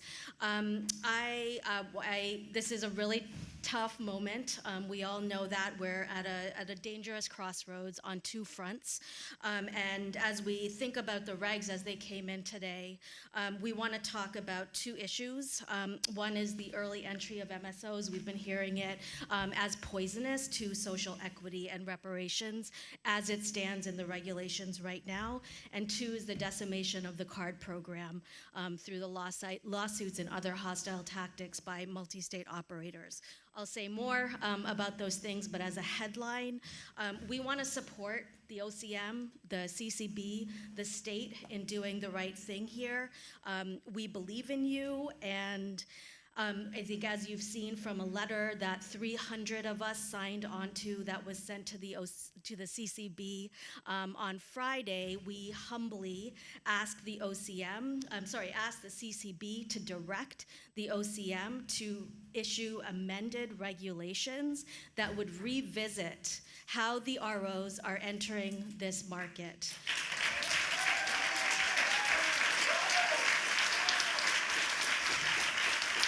Their entry has to be delayed in order for this to succeed, and we know that you understand that and that most of the folks here understand that. We can't have corporate greed and through big weed take over this market and undermine the dreams of social equity and reparations that bring most of us to this room. We also are really concerned about the decimation of the card program. And we know you are too, and that you're fighting for it. We have to somehow see financial relief, people made whole that have those card licenses right now. There's much more to say. We're excited to hear about technical assistance and grants to community organizations, but at this time, that directive to the OCM is really, really important. We think the state has the opportunity to do the right thing here, and that you want to do the right thing in the face of tremendous pressures by capitalism. Thank you. I'm sorry, the time is up. Ruth, followed by Dr. C.J. Segal Isaacson. This is Ruth. Hello, I'm Dr. C.J. Siegel Isaacson. I am both a legal cannabis cultivator, AUCC number 236, and I'm a semi-retired medical scientist and academic. I represent Cannabis Farmers Alliance and am on their board of directors. I am also a member of the Farm Bureau and Canny. My daughter is a young woman of color, and she and I are the majority owners of our LLC, Growing Renaissance. I am working very hard with my partners to start a small greenhouse-based cannabis farm in Canastota, New York, with the immediate inclusion of the registered organizations and large corporate cannabis companies, as well as the slow rollout of legal dispensaries. We are very concerned about whether we will be able to survive and thrive, whether there will in fact be a market for us by the time we have our first crop in the late fall. At the end of the last CCB meeting in Harlem, I had the opportunity to speak directly with Chairperson Wright and share my concerns. She asked me to write up a brief paper which she promised to circulate to other board members. Mr. Jeff Jones and I, he's also a CFA member, he and I wrote a position paper advocating a balanced market of small, mid-sized, and large cannabis businesses. We sent it to Chairperson Wright, as well as to several other organizations such as the Farm Bureau. We documented that while California, like New York, originally had laudable intentions of social equity, they caved into the corporate cannabis interests. This resulted in a flood of inexpensive corporate cannabis on the market and the death of many, many small and mid-sized cannabis businesses, and with it their tax revenue. We cannot afford to let this happen in New York. A strong base of small and mid-sized cannabis businesses will achieve not only social justice and social equity goals, but dramatically increase tax revenue and act as a deterrent against illegal sticker shops. We advocate the following: cap the rollout of registered organizations to 1 store per year starting in 2024, not in 2023. If we start it in 2023, they will immediately open their second store at the beginning of 2024, and they will effectively have 2/3 of their stores. Limit the amount of indoor canopy they can grow, keeping in mind that they can grow 5 crops a year, while most cultivators in New York can only grow 1 outdoor crop per year. Thank you. Are you Ruth?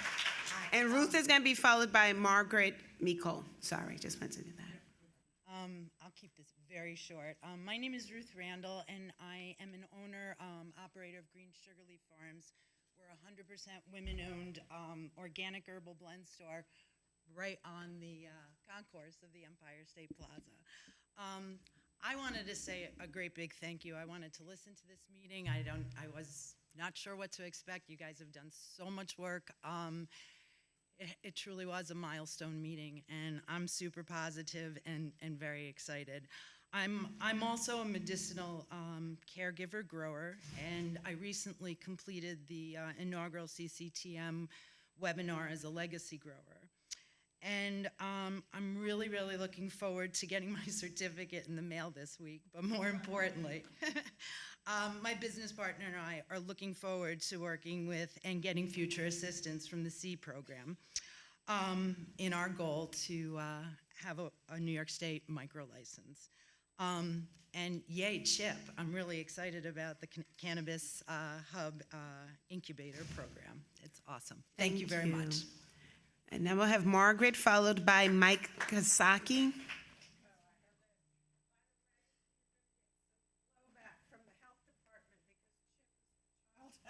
The chairman's program, that's right. Oh, do you have another? Oh, you have a document too. Hi, my name That's is right. Margaret That's the chip Mikol, program. and sorry to be such a wise guy, but that jumped off the page. We're about to launch, and we're very excited for today's progress, but in respect to the card, folks, I'm sorry, it's terrible. But you have to realize, too, that we need your support as new growers. We really do. We don't fall under the category, and we need to all coalesce. We need those licenses yesterday. Please go to print as quickly as you can. We've been waiting for this for years, and we cannot, honestly, as can nobody in this room, compete with the big guys. There has to be a leveling of the playing field, and there is none right now. You're talking about 100 feet of canopy. Is there anyone in this room who can compete? That tells the story, in my opinion. So we're asking you to pump the brakes. I'm too old to be doing this adventure. I'm doing it with my son because I really know what kind of quality he can produce. So don't put people out like us out of the market. Welcome us in, support us, and support this group that can't compete. Thank you so much. Mike, followed by Zamia Lewis. I'm going to piggyback on that. My name is Mike Casacci. I am the owner and CEO of House of Saatchi, and we are cannabis cultivators here in New York. I work with my family. My dad, my mom, and even my grandmother, who's 89 years old, comes in and labels the joints for us 3 days a week. When we say we're a family-run business, that's what we are. I'm also a member of the Cannabis Farmers Alliance. I'm a member of CANI. I'm an active supporter of the CARD program. I think that program is amazing. But I sat here in multiple meetings, and I was with you guys, and you've been so helpful in so many aspects, but you told us 3 years. You told us that they would have to wait 3 years before they came into this market. And in March, when we were able to put in those comments, it was still 3 years. When you snuck in the new round of regulations, we were no longer able to make significant comments, and that's why this is completely BS. You also didn't come to the industry stakeholders like the Cannabis Farmers Alliance, like CANI, to ask us what those changes would affect, which is also against it. And we relied our businesses. My family has spent over $1 million of all of our family money to build one of the nicest greenhouses and the best grows in New York. And I promise you this, I will not sell my flower to any one of those RO's facilities, and I hope that you card licensees won't buy from them because they just approved Etane to literally be purchased by Scott Miracle-Gro, and in Buffalo, New York, they just approved on August 1st a 67,000 square foot facility, and I'm gonna tell you right now, New Yorkers do not want the makers of Roundup growing their weed.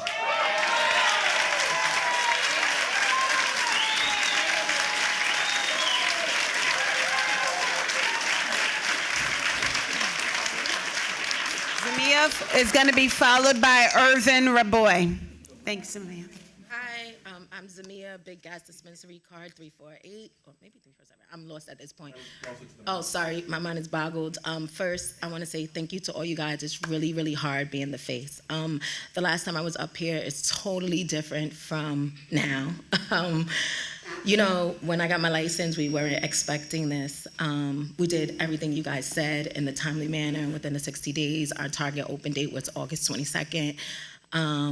And we gave everything we have. We have nothing left, absolutely nothing.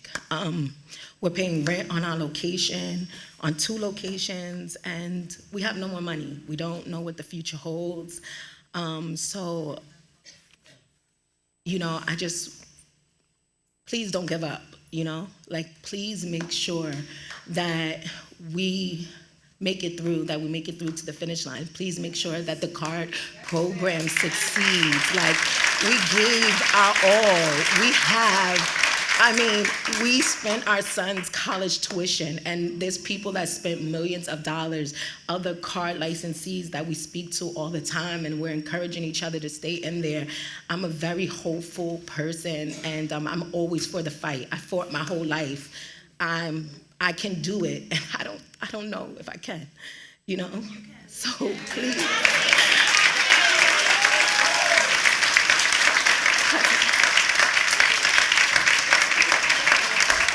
Irvin Raboy, followed by Renee St. Jacques.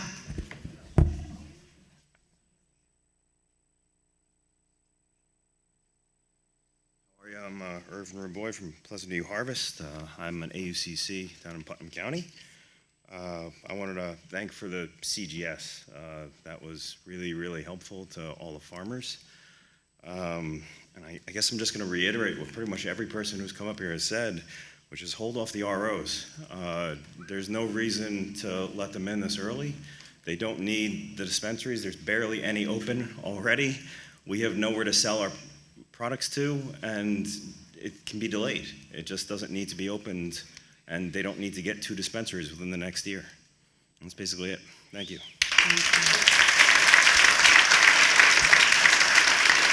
Renee, followed by Math already spoke, Moore Stringer. Hello, I'm Renee St. Jacques. I'm with New York Farm Bureau.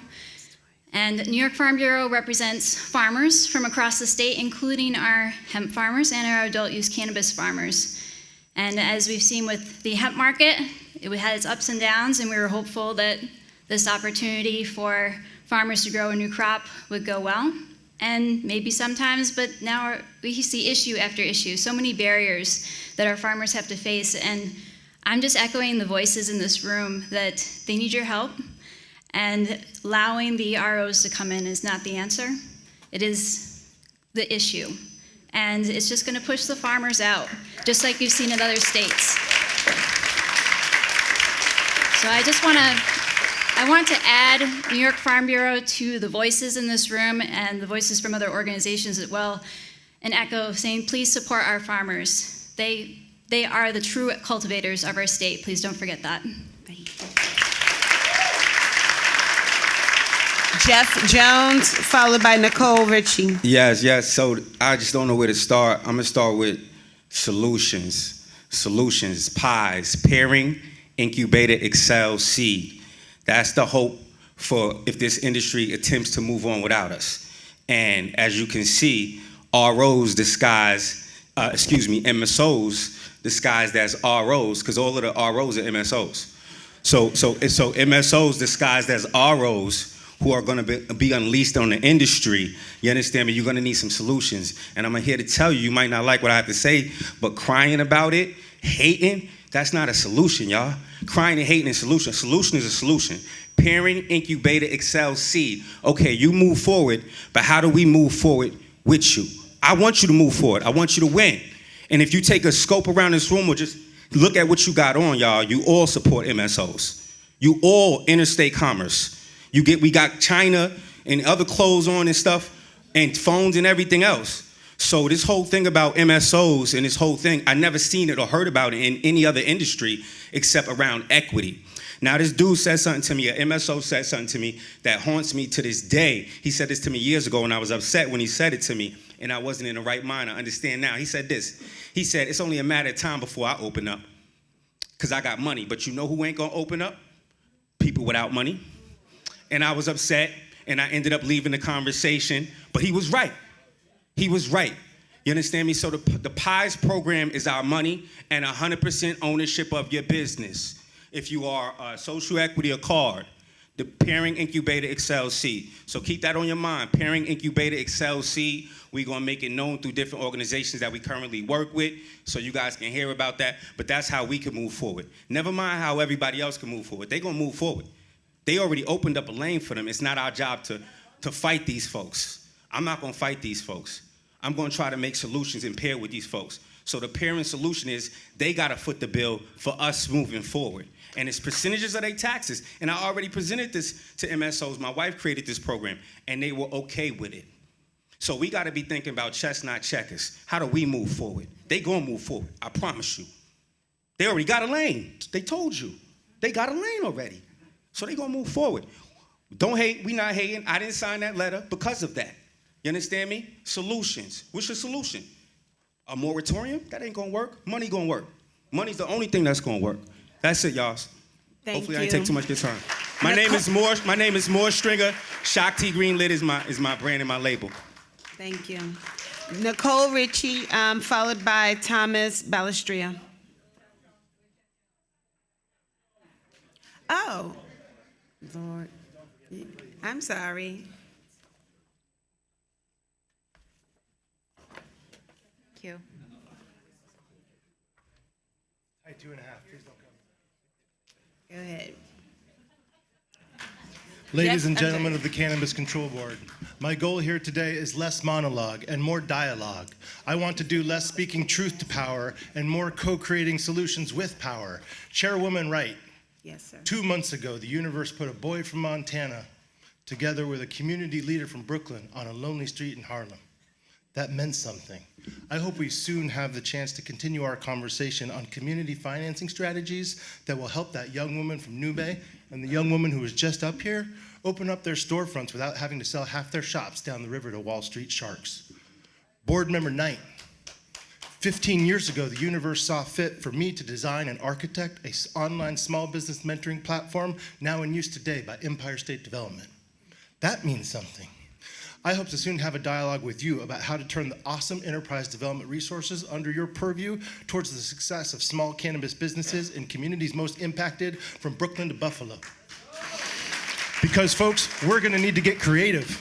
The red carpet has all but been rolled out for large corporate interests, and the marketplace is now in grave danger of teetering uncontrollably out of balance. You have hard data in front of you now from California on what you can expect if you do not maintain balance in the marketplace. That is job number one.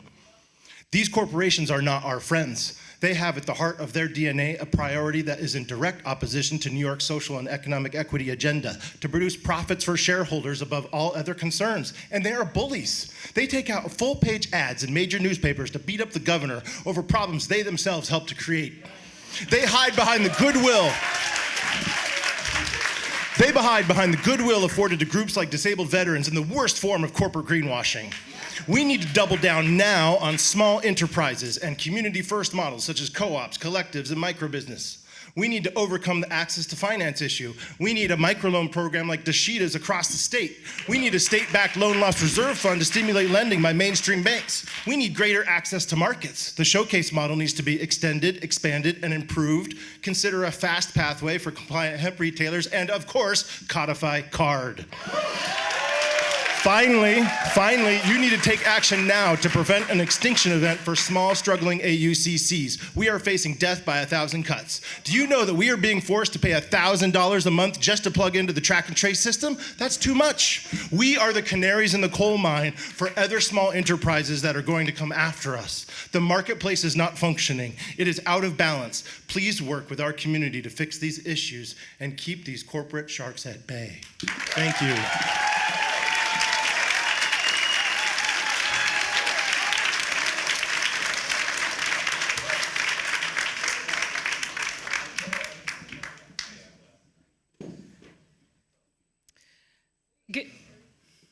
Good afternoon. I'm Nicole Ricci. I'm the president of New York Small Pharma. And I'm not going to stand here and reiterate what you're going to hear over and over again from everyone else. I just want to say that the process is a little disappointing. There's no denying that we've done something extraordinary here today in adopting an incredible package of regulations. But the fact that we have 280 pages of regulations, something that's never been done before globally, and thank you, Axel, for all of your work and always being accessible. And not one question from the CCB, no deliberation, no discussion whatsoever, just passing it immediately and taking testimony after the fact makes it all seem like we're just barking at the wall. We might as well have one of those birds that just adopt, because there's no discussion, and that is what's needed. You need to hear testimony from your public before you take a decision, and we need to hear deliberation. This is not a perfect package, it's a good package, but there are a lot of issues with it that could have been deliberated and at least brought to light, as opposed to from the public after the fact. It's just not acceptable. It has to change. And providing a marginalized community an opportunity is not enough. You have to accompany that opportunity with the assistance. So these programs sound great, but unless the administration and the legislation seed and fund this industry and the C program, this is all just talking. Thank you. Thank you, Nicole. We'll next have Thomas, followed by Ben Dewar.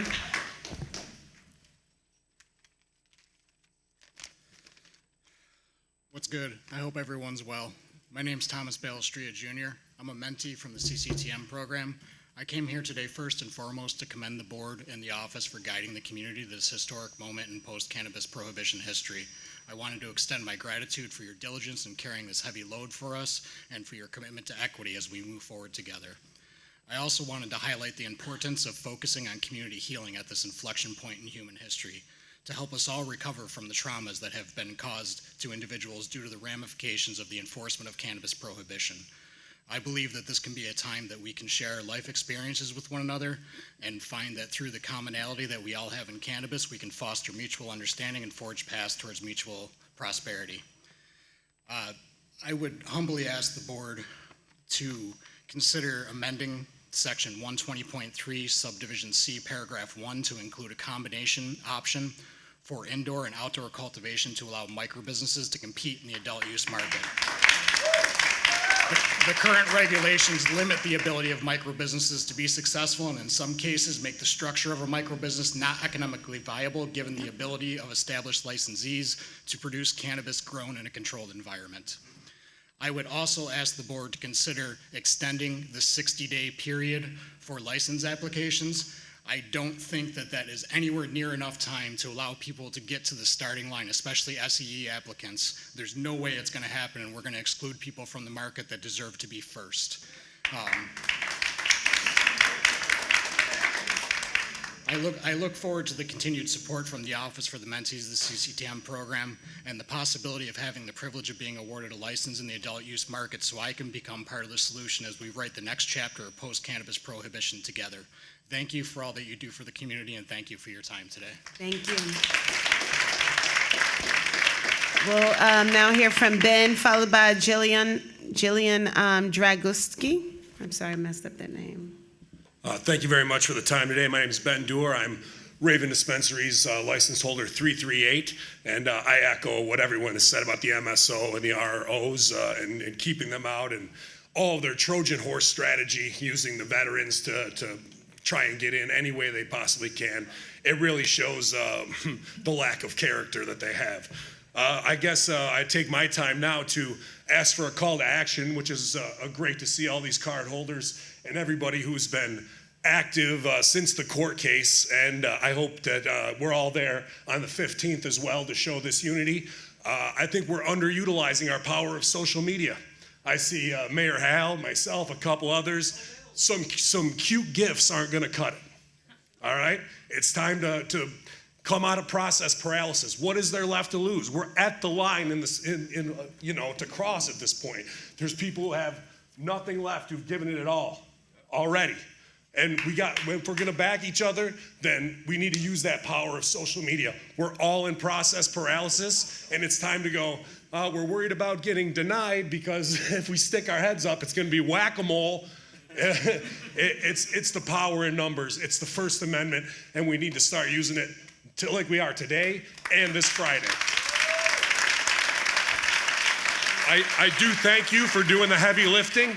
I know one card holder, many card holders, 463 of us, are all a small part in the greater machine, but I wish you the best of luck in your future endeavors as well. Thank you. Jillian, followed by Patrick Weinert.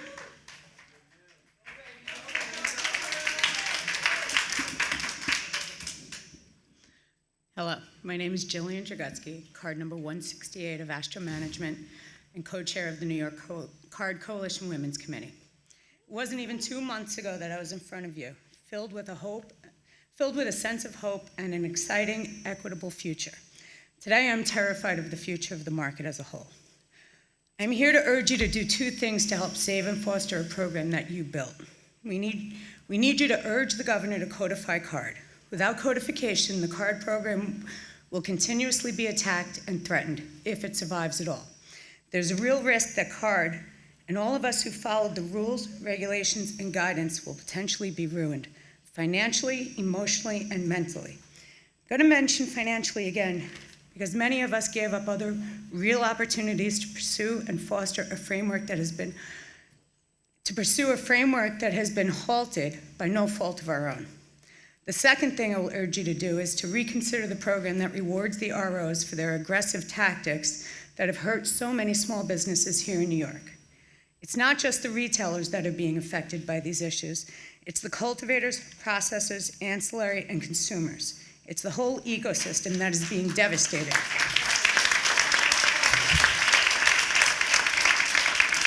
We have cultivators who are harvesting right now, yet still sitting on last year's product. We have processors who invested in equipment and product, retailers ready to open but are still under injunction, applicants who haven't even been vetted by OCM yet, tax revenue that is being lost, unsafe and untested products being sold to consumers, many whom are unaware that they are buying illicitly, and consumers who have already proved that they will buy legally given the chance.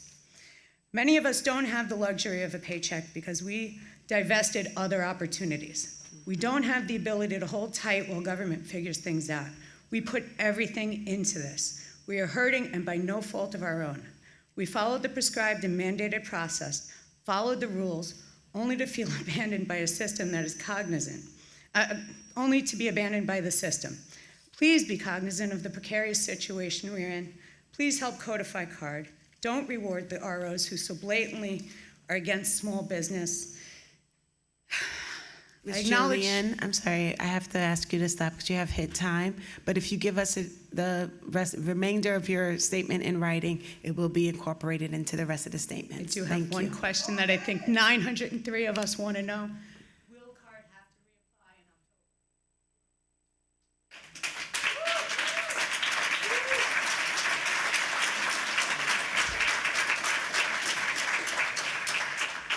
Patrick, followed by Peter Besnos. Hi, my name is Patrick Weinert. I am from Jane's Garden, and I am also representing the Canny Cultivation Committee. I am the associate chair. Today's Cannabis Controlled Board meeting allowed the door to open for big cannabis to come in and compete with New York-based businesses, people who are from New York who are trying to build businesses here. But the Cannabis Association, the Canny has always been at the forefront of solutions with this rollout, and today is no different. For New York to protect its local-based small farms, the following steps must be taken. One, we must reform the potency tax. I know this is something we've been talking about a lot, but this is something that is going to disproportionately affect the small businesses as the ROs can just pay it.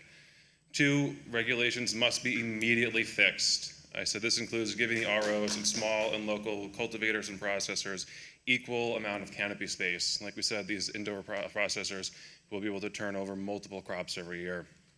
And three, we must prioritize the enforcement of the illegal operators instead of coming down on the legal small farms and who are with more endless red tape. Like I said, from everybody here today, we are struggling, and these ROs coming in are only going to make things worse. Thank you. Peter, followed by Catherine Miller. Hi guys, my name is Peter, Peter Besnos. I'm the CEO of High.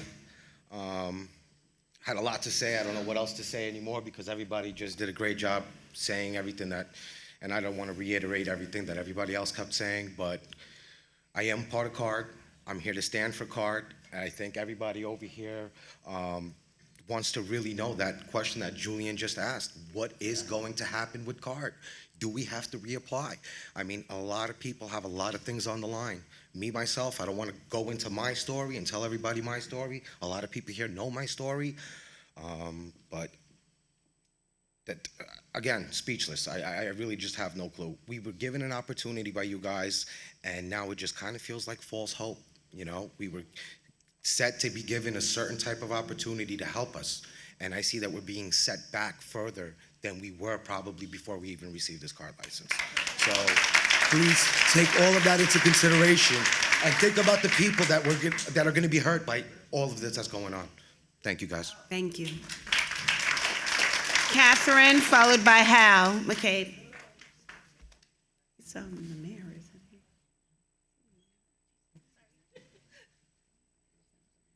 Hi, how are you? Again, this is not the first time I've come to these meetings, and I'm sure it won't be the last. I'm Catherine Miller, AUCC number 232. I represent Peregrine Toke. I'm here again to express my concern about the continued rocky road to legalization. For 2 years, we've relied on the guidance from OCM as we try to make important business decisions. Unfortunately, we're often left operating in a vacuum. Emails go unanswered. We have no point of contact. When we have questions, we reach out and it's nothing. I can't tell you the amount of emails I have sent and have gotten zero response. Often, if we do get a response, it is never from a person. It is from a group, a committee, or a team. We would like to be able to speak to someone. Part of the frustration that we have is that we can never get a clear answer from someone that we can just ask a question of. It's been another tough year for cannabis farmers. An extremely wet summer has led to a multitude of issues, from greatly increased pest and disease pressure to outright crop losses. Many of these issues would have been mitigated, if not eradicated, had we been able to grow indoors. This is another example of how the ROs coming in and growing at huge canopies will push the rest of us out of the market. We just cannot compete. We're at the point of another harvest, and again, we stand at a precipice. What decisions should we make about that crop? Will we be able to sell it? My 22 biomass is still sitting in bags on the floor of the processors as they wait to see if orders are going to materialize. I have yet to get paid for it. How can we know what tier to transition to if we don't know what we're competing against? I respectfully ask that the OCM immediately release the total numbers of licenses that you plan to give out in each license and tier category so we can make informed business decisions. I also ask that you revisit the canopy sizes allotted to the ROs and the rollout of their stores. There's literally no way for us to compete. I ask that you revisit the micro business regs and allow us to scale up as we become successful. And I ask for better communication between the OCM and license holders. Thank you.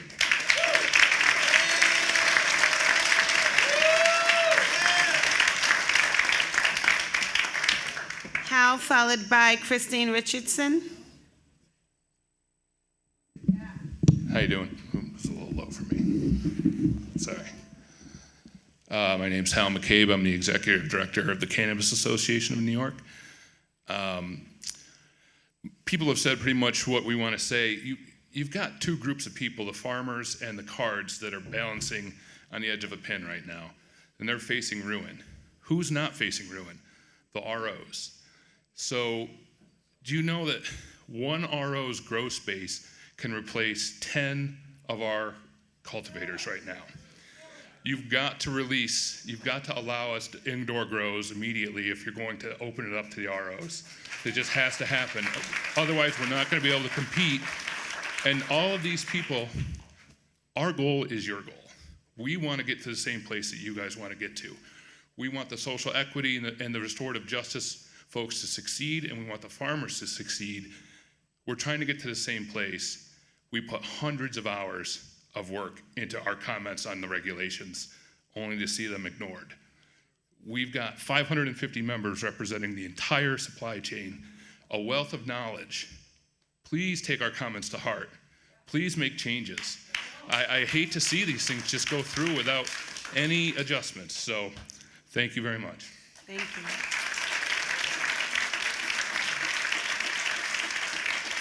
Christine Richardson, followed by Tess Interlicia. Sorry, Licia. Are we ready? So I've been coming to your meetings for this whole year, and I actually wasn't ever going to speak, but I thought maybe today, after everything going on, I should. If everybody here at the board would look around, we're one family. And this has been a long road. I don't understand. Every time I come here, there's no answer on the board. We give our comments, but we never get an answer. She asks, I ask, you ask, but when you explain everything, you never say, oh, we're gonna do this, we're gonna do this, we're just gonna vote for it. So what do we do on our end? And now I get my license July 19th. A whole year I waited, and now you have nothing. TROs, they come in, everything's a halt. What are we supposed to do now when it's in your hands? So we still don't have an answer. It just goes round and round and round and round. So at some point, would someone be able to help us or tell us what to do?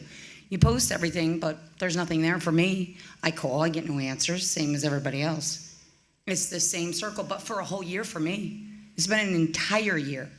Not to mention what happened to me when I got arrested and how long I've waited and everything taken from me. I was a trauma nurse, 10 years took it from me. Disbarred, New York State took it. All of a sudden, you're gonna give it back in a program, and a whole year I wait to get it, and then, oh, sorry, it's gone. So what do we do? There's no answers, there haven't been any. So are we ever gonna get a reason or a rhyme, or does anybody know what's gonna happen next? It's still the same silence.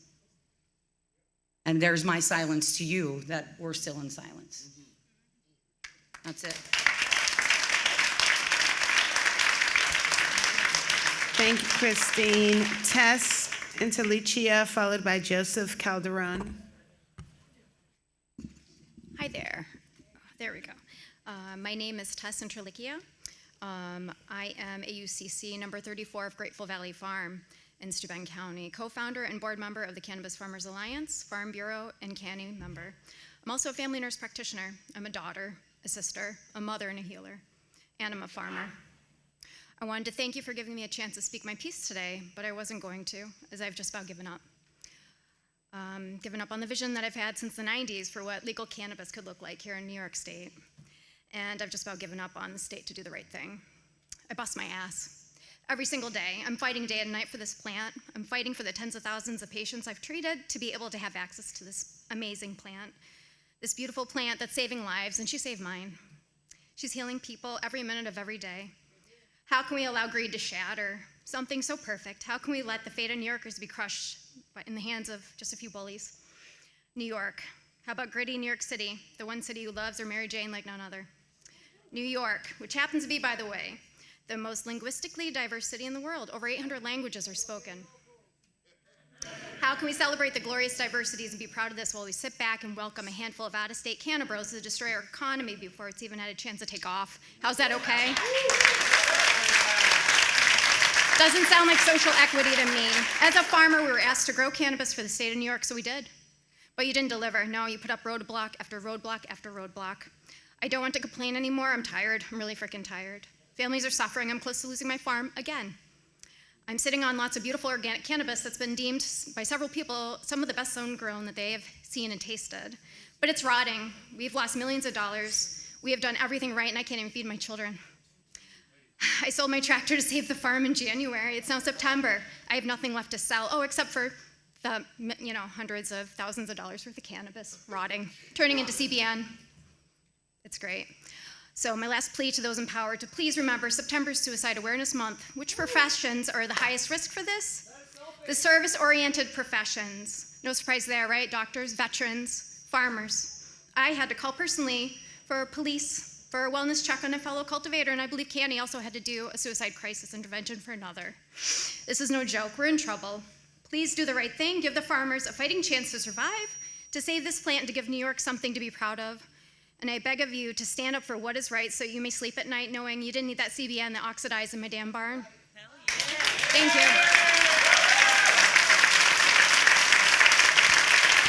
Joseph, followed by Christopher Sherwin.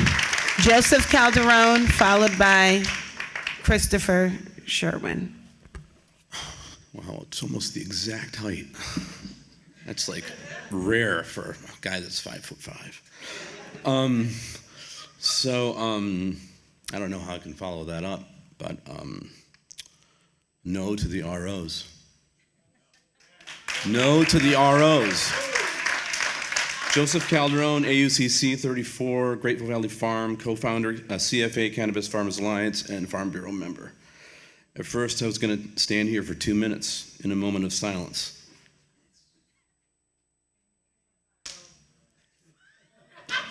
But I felt that was a little melodramatic, so I'd like to point to everyone to Rosalind Adams' article published 2 days ago in the City.New York City. Big weed is on the brink of a multi-million-dollar surge in New York's cannabis market. New York promised to put independent businesses at the heart of the legal pot industry. Now major medical marijuana companies are making their play amid the state's stalled retail launch. Legally, AUCC's, CARD's, AUCP's relied on the state to fulfill its regulatory and legal obligations to construct a functioning program in a conditional structure that A, promoted social and economic equity, and B, promoted environmental sustainability. From my perspective, I don't see how this program, as well-intentioned as it is on the path to fulfill these objectives. With the introduction of ROs and the resilience of 36,000 statewide illicit and illegal businesses, many conditional members will have a choice to be legal or illegal. The consequences of the current program is an alternative program that will be running parallel to the legal market, consistently eroding the ability for legal operators, especially small and micro businesses, to survive. I am encouraged that the council explained that this is a living document. One final comment, because I'm running out of a time here. The holiest of alliances that will fulfill the promise of this program is distressed farmers and legacy growers supplying quality cannabis to cards and consumers. So say no to the ROs.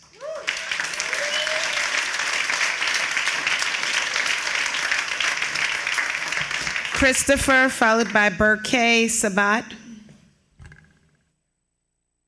Christopher Sherwin. If Christopher isn't here, we'll move to Burkay Sabat.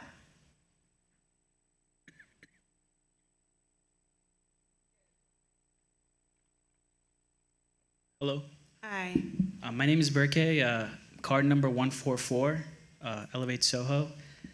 I just wanted to open up with a piece of the Constitution. It says that all men are created equal, endowed with their creator by inalienable rights for the pursuit of liberty and happiness. Now, when that was written, that was not a reality for millions of Americans who were living in indentured servitude and slavery.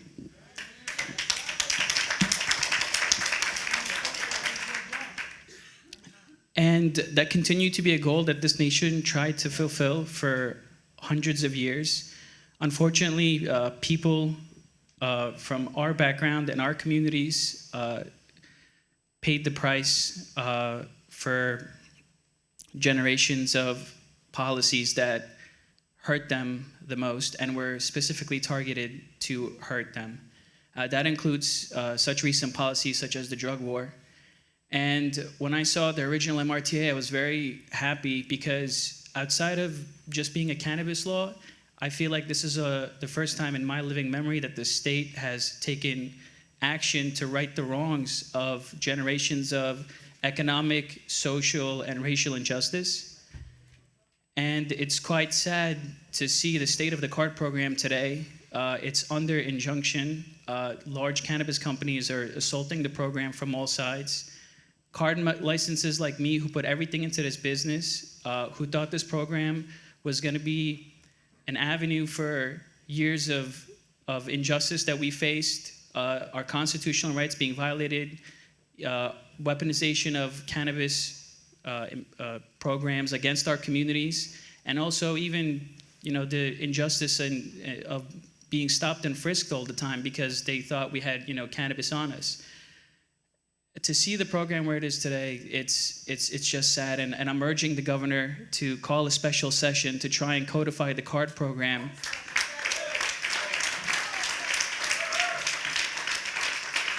Because I believe this program is worth fighting for, not just because it's an economical program, but it's a social justice program that's aimed at giving an example for not just New York, but for other states to right the wrongs of years of social and racial and economic injustice that plagued our communities. So thank you.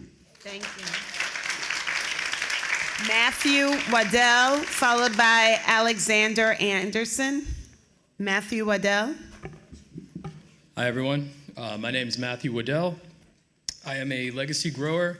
I'm the owner of the Runner's High brand, which I am hoping to be able to get off the ground, and it's a brand of cannabis-based athletic fuels, which is kind of novel and something that is going to come from the Adirondack Park and be something that New York can be proud of, hopefully.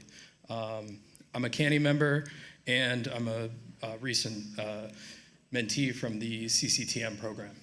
I'm an 8th-generation New Yorker, and I'm working to carry on the legacy of conservation and environmental conservation that my grandfather left to me. We're working to do something that the ROs really are not, and we see this very disingenuous argument happening where the ROs, as everyone has said, are coming in and trying to basically piggyback on and create an opportunity for them to come in. For the MSOs to come in. And there are people who are trying to do better things for the environment and for the state. I'm trying to conserve 500 acres, and I'm working with the Adirondack Land Trust to create a 500-acre conservation easement with 3,000 acres of Hudson River watershed north of almost all of these people. And I'm protecting that water by protecting this place that's sacred to me and my family and all of my ancestors. And those who were stewards of the place before that.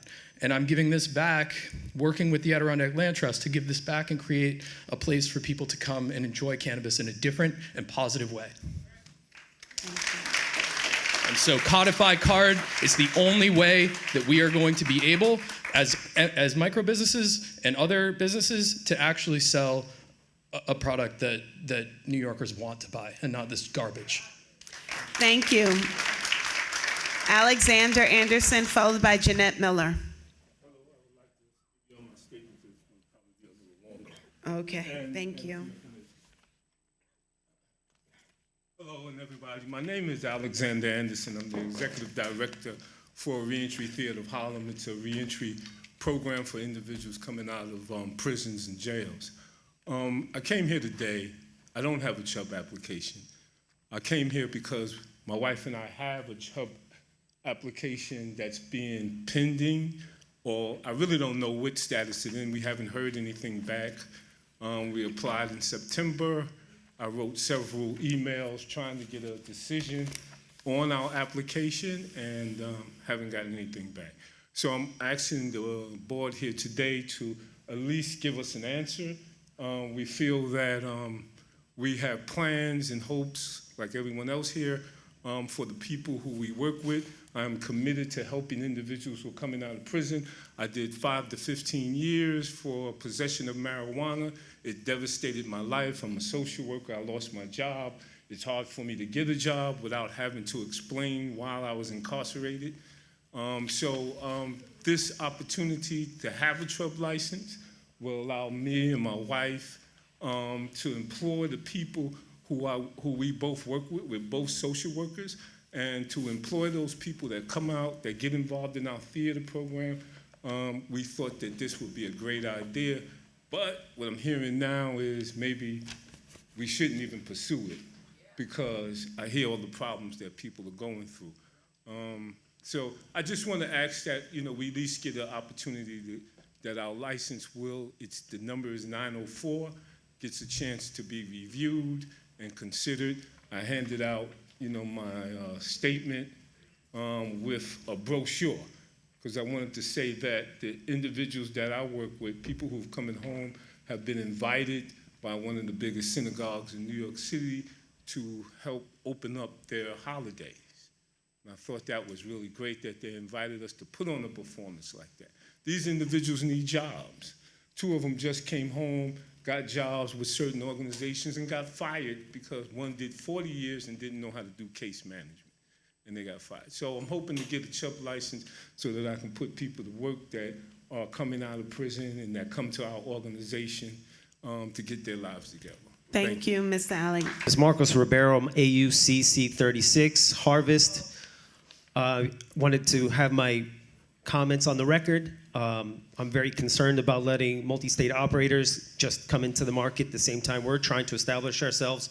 I'm literally in a handful of stores right now, and it's not going well in terms of new stores taking us on, and I'm very concerned. So I just wanted to go on the record saying that I do not support multi-state operators joining the market for numerous years. Give us a chance. Let me build my brand. They don't need it. They don't need the capital. They don't need it. We need it. We're New York State farmers. I've been a farmer for many, many years now, and it's not fair. I'm struggling, and it's hard for me. And I support codified card. Thank you. Thank you. Jeffrey Hoffman, followed by Hugo Rivas.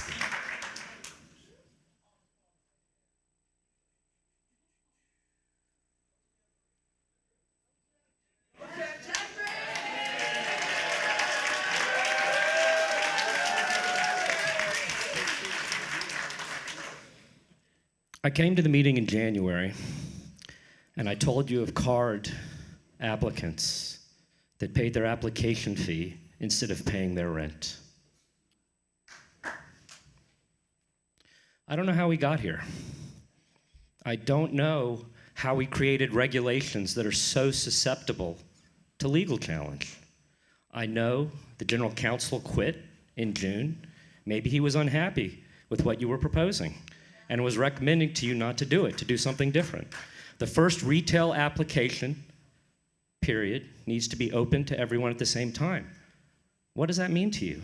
Let's ask everyone in the room what that meant to them. We didn't do that, right? So now I have a lawsuit preventing 440 some odd folks from opening. We have farmers that can't sell their products anywhere. We have process, as folks have said, that have spent all their money. So what do we need to do here? I'm with Mar. Mar, I'm going to keep my hands out of my pockets. What are the solutions? What are the solutions? We got a codified card. I've been holding the sign up back here. Everybody's been saying it. That's your solution.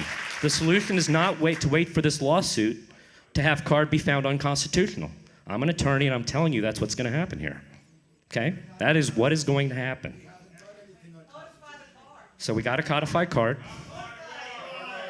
okay? And we got to do a better job in creating our regulations. They can't be so susceptible to legal challenge. Part 116, which is card, was susceptible to a dormant commerce clause situation. It's susceptible to these state lawsuits. You got 3 of them now. We can't have regulations that are so susceptible to challenge. You're never going to open this program, never. I know many of you, Mr. Burnaby, we've interacted a lot. Aaron, we've interacted a lot. Mr. Kagia, we've interacted a lot. I love these guys. I can't believe you sent Mr. Kagia to his wedding with all this stuff going on. I can't imagine how he felt about that. Please work with these folks. I begged you in January, please work with them. I know this is difficult. If it was easy, everybody would be doing it. It's hard work, but we can't do it the way we're doing it. You're hurting people tremendously, the very people we were supposed to help. The cards would have been better off if they'd have opened illicit stores.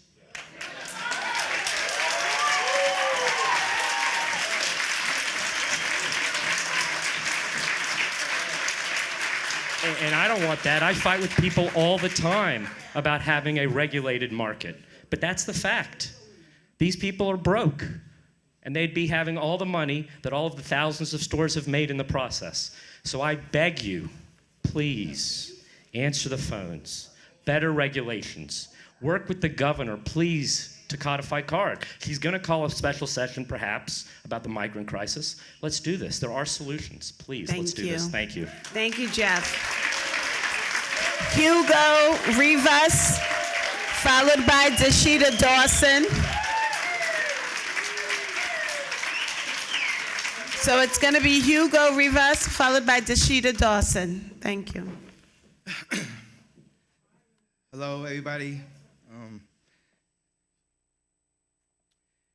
Thank God for today, yesterday, tomorrow. Thank you to OCM. Today's a monumental day. OCM, congratulations. This amazing accomplishment. It feels amazing to be a part of this day, almost. Thank you for the opportunity. We have followed the state's guidance and now have invested years of time and tens of millions of dollars collectively. We are asking for our state representatives and our governor to step up and have a special session to codify the CARD program into law. It's never too late. The same social equity group that the state claimed to want to help by enacting the CARD program now faces substantial irreparable harm. The harm to themselves, their families, spouses, children, and the communities that they set out to support with community impact and education programs. The CARDs need you to make the change. Stop MSOs and ROs. They're coming in at the end of the year. You had said 3. We, the people, say come in at the year 2024 and at the end of that year. We need this. The prisoners doing time and did time or are have families suffering for not having them present for cannabis convictions need this. The society that thinks it's okay to convict people for cannabis but yet think they deserve to profit from marijuana need this. Should our lawmakers not enact swiftly, they are adding insult to injury and are showing that those claims they want to help, that they are unfortunately unwilling to support in their time of need. We have done everything right, follow the guidance, and need you now. Hopefully this does not fall in deaf ears as it has felt for the past year. You always say that your success is our success, but we're not being successful right now. So please, let's change this around. Thank you. Thank you. We'll have Dashida Dawson, followed by Cornelius Jones. Thank you. Thank you, Chair Wright. My name is Dashida Dawson, and I am a registered medical cannabis patient.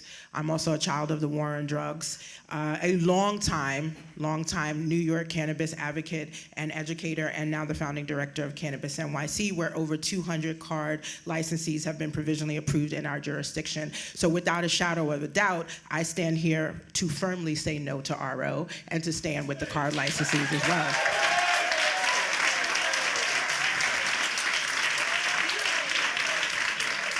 But I will also acknowledge that it took 100 years nearly to ruin the reputation of this plant. And it is somewhat disconcerting to see how we believe that this should be done in a matter of years. As Axel said earlier, some of us have been on this journey for nearly a decade. And we are excited to see so many people that have come to the table, but recognize that we will need to double this amount every single meeting to get what we need to happen here, right? A lot of people are Johnny-come-lately, and we welcome you, we do, but this law and what we've been trying to accomplish would never have been accomplished without the leadership that we have of OCM. And so I do think it's important, just as a government official, someone who chose to sacrifice my own journey in this industry, to acknowledge how difficult it is to move government. Government has never supported Black and brown and or social equity. We are literally doing what America has never done before.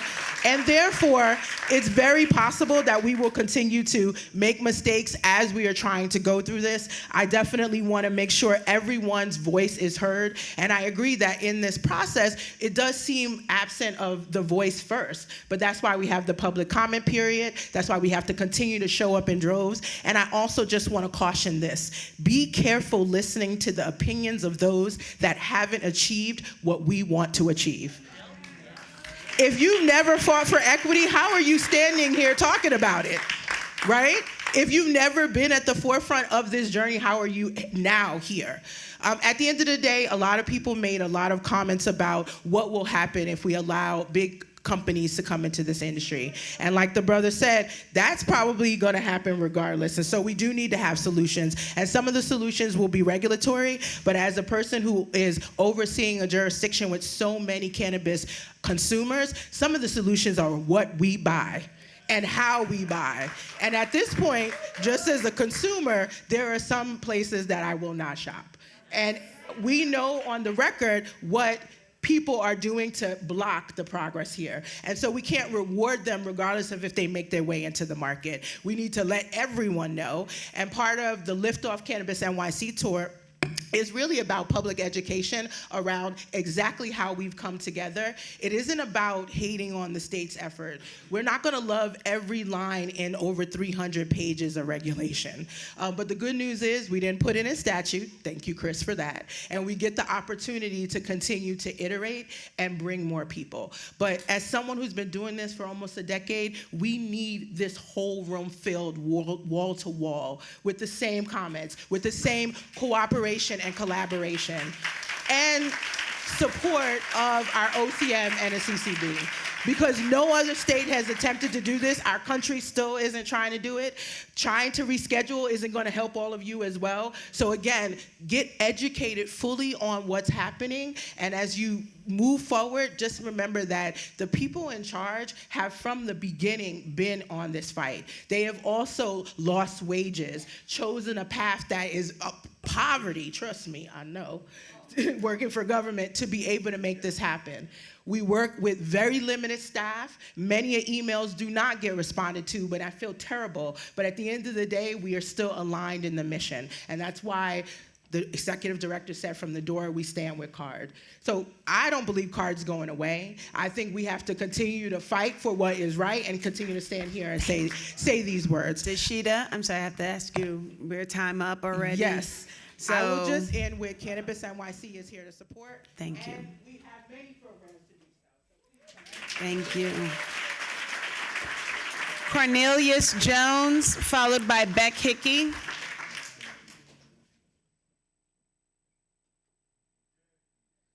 Good evening, everyone.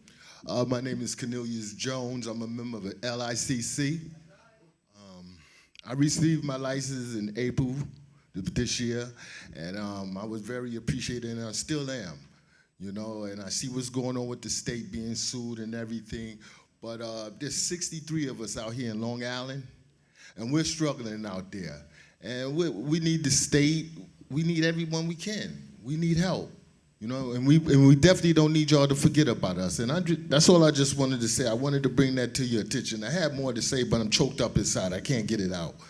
But thank you so much, man. Thank you for allowing me to speak. Thank you. Beck Hickey, followed by Eric Larkin. Hi, thank you. I'm here today, first and foremost, in support of CARD license holders. My name is Beck Hickey. I'm an advocate and friend to many of those CARD license holders. And they are struggling to keep their businesses and their families afloat. I stand against the early entry of the ROs into the adult market. You need to slow their rollout so you can first take care of the lives you are holding in your hands.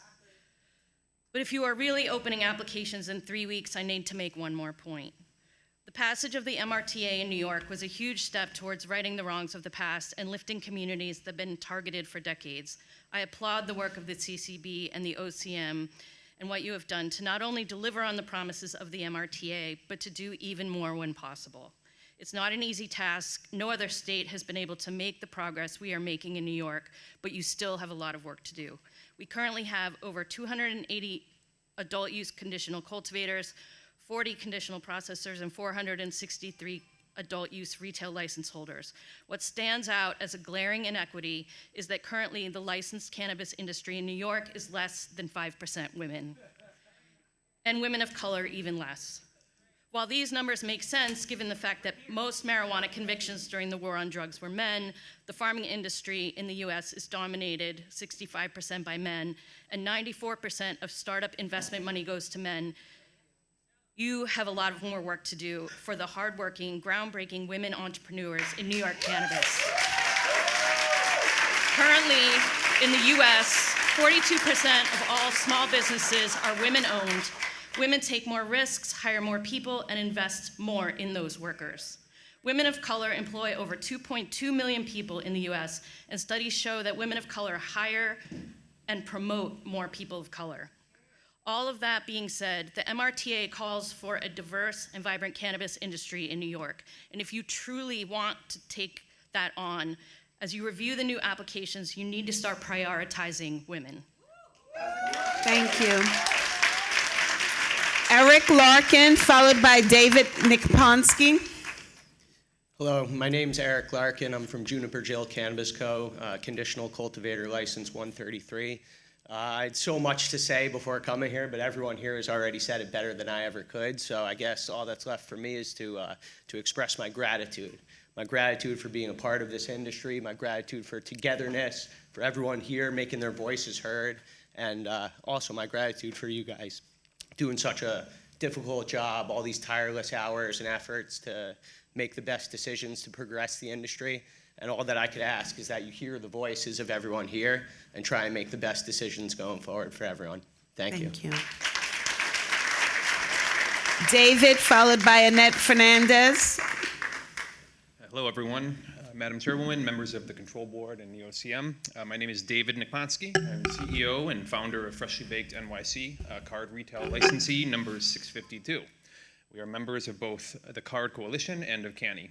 Thank you for giving me the opportunity to speak to you on the record again today, although I'm not sure I'll be able to add more than what everybody else before me has so eloquently stated. We find ourselves yet again at a pivotal moment in the cannabis industry in New York. 440 retail licensees, heralded as the cornerstones of an equitable cannabis industry, are stuck in limbo. The rest of the licensed supply chain waits behind us, poised to further drive the industry forward, but similarly stuck in limbo alongside of us. New York State made a public commitment to attempt to right the policy wrongs and moral failures of the decades of unfair, unjust, targeted harassment of vulnerable and marginalized communities. We heard this call, and we believe in this mission. We took up our marching orders and stood up to do the hard work. We invested not only our money, but our time with our families, our personal and professional reputations, and our financial livelihoods into making this program a reality. Despite many obstacles, limited retail options for farmers, inadequate funding for retailers, and judicial uncertainty, we have persevered. Many card businesses, however, are in immediate precarious financial position and face the grim possibility of failing and being on the brink of financial ruin. My own family's life savings have been decimated, and we're being steadily bled dry. Meanwhile, MSOs are looking to seize the market opportunities that we were promised and that we have worked hard for. If unchecked, they will unfairly dominate the industry, nullifying our efforts and our investments. We're not asking for handouts, but we do demand fairness. Solutions to begin addressing the ongoing failures have been proposed by groups like CANI and the Card Coalition. You've heard them repeated here today in the public comments. It's up to the state now to enact those changes, revisit and restore the MSO entrance timeline, putting them back to their original schedule, and cement the card program directly into the MRTA, eliminating the legislative vulnerabilities of the program for once and for all. We've done our part, now it's the state's turn. The situation is volatile and desperately needs your intervention. We don't just deserve your support, we have earned it unequivocally. Thank you, David. Annette, followed by Yvette Brown. Hello, and I want to thank the OCM and their CCB for their work. Obviously, Chris Alexander, I'm always on your side because as a Black regulator, I know that you are trying your very best, and that for me has always given me hope. Dr. West said you can't lead the people if you don't love the people. I would say you can't lead the plant if you don't love the plant. We love the plant and we love New York and we love ourselves, which is why we are here. We should not be surprised that in New York, a state in the US where no system on record to date has been equitable, special interests would infiltrate. Just like every other issue in America, cannabis has been co-opted by corporations. This would not be significant if we were playing on a level playing field. We are out-moneyed, out-lobbied, and out-litigated. The multi-state operators have been here for 7 years as medical providers. Staking their claim, they celebrated having first movers advantage. In 7 years, the New York medical program, I'm a medical patient, by the way, has never had more than 150,000 patients. They have had their opportunity to show what they can do with promos and discounts even, something that will not be allowed in adult use. They have failed their shareholders, and I understand that they have some explaining to do, and that's none of our business. As New York small business owners and entrepreneurs, it's none of our business. The top 10 MSOs, some of them here in New York already, owe a whopping $500 million in federal taxes. This is actually an accounting strategy, but I don't want to digress. I'm a prisoner of hope and a native New Yorker. I, like many others, are still traumatized by the and economic disparities in Washington Heights, a place that I love so much because it's where I'm from, uptown forever.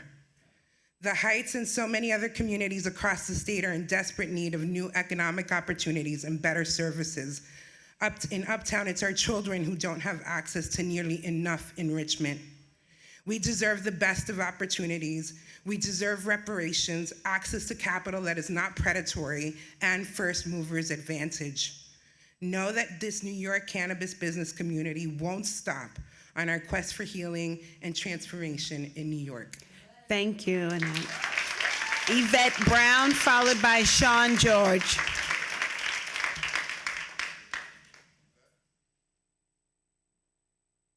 Is Yvette here? So we'll move on to Sean George, who will be followed by Kate Crowther. Hello, my name is, can we raise this up? I'm kind of tall. Yeah, move it up. Well, okay, so my name is Sean George, and I've been listening to everybody today, and a couple things I just want to say is, first thing first I want to say is that I know what it is to be used. I'm a black man, been incarcerated twice, marijuana thing.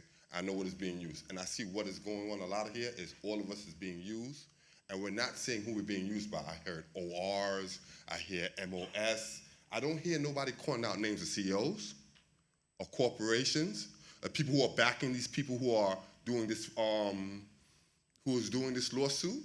All I'm hearing is people blaming who we're supposed to be cooperating with, the OCM, each other, the growers. That's all the people whose names I actually heard called out in this whole thing. Never once did I hear, what you'll call them, ROs. We made them into these big boogeymen instead of understanding that the only way you could stop being used is if you cooperate with each other, and especially people who are being pitted against each other. Now, I'm not saying the OCM is perfect, but I am saying that they are the first to do this. And anybody who does anything first, if you have seen the history, there's always been mistakes, there's always been problems, there's always been situations. So what I would say is, I would like for a lot of the solutions that came up in here today by people who are actually doing it, to actually us come together and see how we could implement it and bring it to the OCM and bring it into a way that we could cooperate. And it's because that's what they're doing. They're not coming up here cursing the OCM out. They're not, like he said, it's going to be inevitable. They're up there and they're making sure that they're getting the stuff they need. Are we providing for them? Are they our people? Are we making sure that we're going to get the stuff that we need from them by making sure that they have the stuff that's from us? Instead of just up here crying and yelling and making division amongst each other. We need to start calling out the people who are actually making this a problem, which is the big business. But that's all I got to say. Thank you. Thank you.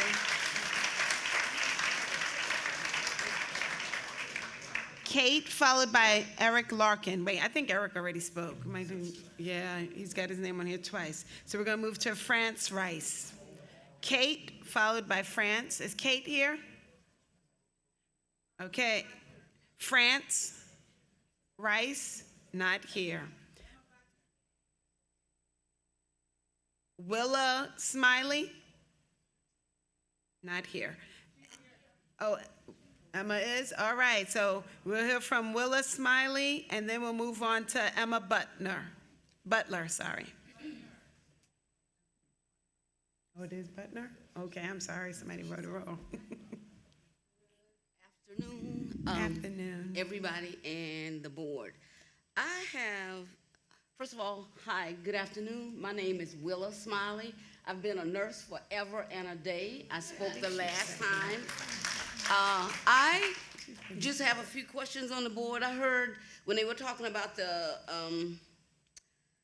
cannabis research, she threw out some numbers, $10,000 to get something, then another $200,000 to get something. I would like some clarification on that. And with the other brother that came up here talking about offering solutions, my solution is education. I know that, and I feel a lot of you are talking about the card, the expenses, and so on. My take on this is that we do not want to leave people behind. And I'm saying that to say, what about educating our people who consume the cannabis? Number one, my focus with my organization is seniors, baby boomers, and we know we are the ones that use cannabis the most, but the educating them because they are bombarded with so much, and that especially with the illicit stores that are around, they're going in, they're buying it, they'll use it, they're going in, they're buying it, and they're not being educated on what, how, the need. They're taking chances. They're spending their money on weed that is no good, and they'll say, because they'll tell me as a nurse, my grandson went and bought this, and it was no good. Can you tell me what? And as an educator, as someone who wants to keep people safe, you threw out the person that was talking about the research, you threw out the notion about the Compassionate Care Act. The Compassionate Care Act is something that needs to be researched. It needs to be taught because our primary caregivers are the ones that are dealing with these seniors. And per New York State, as a caregiver, they can help their patient get the weed, but they themselves need to be educated. At the top of the chain, our practitioners, our nurse practitioners, our physicians, they need to be educated because patients are teaching them, and patients are afraid of sharing with them that they use weed. The drawback to this is the fact that if they're on other medications, all of this combined can cause unwanted effects. As an educator, we need to ensure that our patients, our people, when they consume, that they're safe. So Thank you. I would like to work with you guys. Give me a job, I'll be your primary educator. Thank you. Emma, followed by Roger Thomas. I'm sorry, I'm Emma Butler. Perfect. That's what I was calling. I was telling you who's coming after you. Roger Thomas will follow you. Okay. Thank you. Greetings to the Cannabis Control Board, and I am in support of all the card licensees, those who are applicants waiting. I am a veteran, and I was an officer in the United States Air Force Nurse Corps. So I just want to let you know that there are veterans who are supporting the card users as opposed to the 4 service-connected veterans who decided to place a lawsuit in this regard. But what I would like to say, so my time is not used up, passage and promulgation of a new New York legislative legal instrument by the members of the New York Senate is imperative to legally protect the defaulted New York conditional adult use recreational dispensary licensees. The defaulted card licensees should receive social equity and financial priority recognition and support during the 2023-2024 New York Senate docket. Definitely before the hearing, which is scheduled for October the 30th, 2023. Although a fact-finding hearing is necessary, it is evident to me that gross negligence by Governor Hochul, the New York legislative members, and the OCM's Cannabis Control Board has caused harm to the licensees of the card program. In addition, the owners of the New York medicinal cannabis dispensaries and their paid lobbyists, we need to lobby. That's what we need to do, guys. Are taking advantage of the failed oversight by the Attorney General, Letitia James, the Governor, Kathy Hochul, the members of the New York legislative body from 2021 to 2024, and the OCM's Cannabis Control Board because of their failure to protect the valuable human and financial resources of conditional adult use recreational dispensary licensees. The early indicator to allow the New York medicinal cannabis dispensary license owners to enter the New York cannabis market in 2023 instead of 2025 is another example of failed oversight and protection of the social equity and financial support to the defaulted adult use New York cannabis licensees as we move forward and with the remaining application processes in 2023 and 2024. Miss Emma, I'm sorry. I know you have it written. Could you please submit it to the board so we can put your entire comment into our record? But just for time's sake, right now we've overextended the time. Thank you, though. Roger Thomas, followed by Hal Miller. My name is Roger Thomas. I'm a stakeholder in this industry you guys have built. It's great. I myself believe that you guys are gonna get us out of this mess, but that's just me. Unfortunately, there's a bunch of us who don't know what to do. All I'm asking, if it's possible, if you guys could be a little bit more transparent so we could sleep at night. We have the lack of transparency is causing some of us to have cause some of us to have mental issues. We can't sleep. Remember now, some of us are not working, invest time, money, and we don't know what to do. Because you guys are not being too transparent, it's causing harm to us. All I'm asking, if it's possible, also, if needed, please reach out to us, the stakeholders. The brand doesn't matter right now, we're stakeholders. Please reach out to us for help, if possible. We are capable of helping. You wouldn't believe how smart some of these stakeholders are. In the first court hearing, the interveners had a lawyer who shout out to Ori, I'm not sure who he is, who had a profound effect. So please, if possible, reach out to us for help. We will help you. We want to. We invest all our money into this time. And please, just be a little more transparent so we can sleep at night. We don't gotta cry, we don't gotta worry about, our kids' tuition. Should we go get a job? I don't know if I should sign my lease right now or not. Chairwoman, you asked me once, when would I be open up in Hudson? Well, the lease is just there. Should I go sign it or not? I don't know, So please be a little more transparent and let us know what's going on. And reach out to us, the stakeholders, for help. We're willing to help. We came this far, we're not gonna quit. And I know you guys are doing a great job, I appreciate it. Don't give up. And just so you know, I learned a new word over the last 2 weeks. I didn't know what a word meant. I think Jeffrey got a sign, codify. I didn't know what a word meant till like last week, and I love it. So please, codify card. Thank you, Roger. Hal Miller, followed by Carlene Hughes. Hello, Chairperson. Good morning. My name is Howell Miller, the one half of Two Buds Enterprise, cardholder 438. I'm not going to take up much time, but everybody said what they wanted to say, and they was on point. So I just wanted to show my support, and I'm ready to open up. Thank you. Thank you. Carlene Hughes, followed by Walter Iwachi. I messed that up, I know. Correct me when you come up here, please. Good morning. Hello, good morning.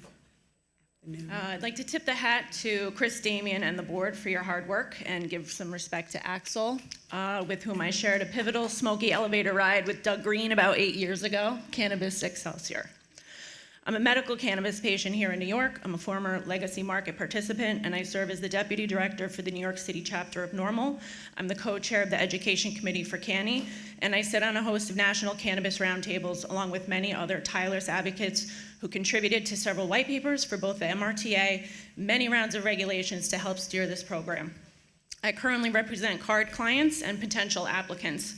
Last year at a town hall in the Hudson Valley, the OCM told potential card applicants that they wouldn't need fancy lawyers or consultants. Trust us. Unfortunately, the well-intended efforts have only continued to cause grave harm to the very people you're trying to help. Please codify the card program. After leaving the highly regulated wine business here in New York in 2014, I beat the door down at any medical RO company I could to try to get a job in legal cannabis in 2015 to strengthen my knowledge base in the regulated market. I ended up working for 2 of the medical cannabis companies here in New York, and I saw firsthand the desperate need for a neutral third-party nonprofit to help deliver resources to those in need and support the goals of the MRTA, because the ROs have not and will not do their part for the community or small businesses without a third-party framework. Therefore, like Cynthia and Moore stated, I also started a nonprofit workforce development and incubator program called the Trainee Partnership to help transition folks to the regulated market and to hold the ROs accountable. I was invited to participate in the CHIP initiative as well, and I'm very excited to do that. Concerning the RO's entrance to adult use, documents for submission for existing ROs to enter the adult use space should ensure not only compliance with sustainable practices and things that were mentioned earlier, but that they should actually be in compliance with the Compassionate Care Act, meaning they're actually vertically integrated and have substantive community impact plans. With OCM's robust effort on enforcing illicit smoke shops, it should also be focused on enforcing compliance of existing ROs to be compliant with the CCA, and their community impact plans should be made public, and they should be not eligible for renewal if they don't contribute to community through community-based neutral nonprofit programs. Ms. Hughes, Carlene, I'm sorry, we are at the time. I'm going to ask if you could please submit the remainder to us so that we can include it in our agenda. Thank you. Walter, followed by Gregor Bogner. The pronunciation in Ukrainian is Ivachyu, and Ellis Island is I watch you. So whichever way. Okay, thank you. I just want to thank the board for their hard work, and I would like to remind the board that there are applicants which haven't been approved, which haven't had their questions answered, and I respectfully ask that the board consider them licensees with the same rights as those that have been approved or potentially approved. We've all worked hard, and I think we deserve the chance to pursue our goals. Thank you very much. Thank you. Gregor, followed by Zach Sarkis, Sarkis. How you doing? My name is Greg Bogner. I am CEO of the Triple BBB LLC out of Yonkers, one of the 3rd largest cities here in the state. I've been at my location now for probably about 2 years. I'm a current hemp CBD license holder, in addition to a retail, vape, e-cigarette, all because the city of Yonkers wants to not have clarification between OCM and CARD and discuss where the 3rd largest city in the state is going to do. We have now 1 legal dispensary other than a medical facility. I've had my location open for 2 years, met all the requirements under CARD, woman-owned business with a criminal conviction. 4 years we've been open, now selling under glass, rolling papers, and hemp and CBD, waiting for a resolution to appear out of thin air here, which it almost doesn't seem like we're gonna end up with some sort of resolution with CARD. But as for me, I don't know how many other representatives or other people here, applicants or licensees, are from the city of Yonkers. I know myself that I can't find anyone else. So I know I'm standing here alone right now as a representative, representing myself. I have a lawyer as well. But the 3rd largest city in the state is doing nothing. Absolutely nothing.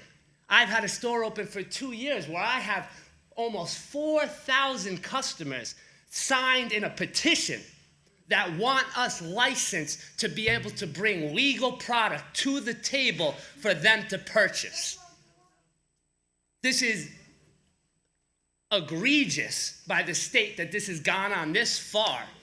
The amount of money that I've put in I'm a legal retail business owner, which I've then converted to hemp CBD to follow all the regulations and requirements that you asked for. And I am still just an applicant. And I have still not received resolution. I spoke with Officer James Lawson 3 days before the injunction went in place and was told my application would be cleared. And it's still not cleared. You know what I mean? We're talking about the third largest city in the state, which is parallel to the 5 boroughs that make up New York.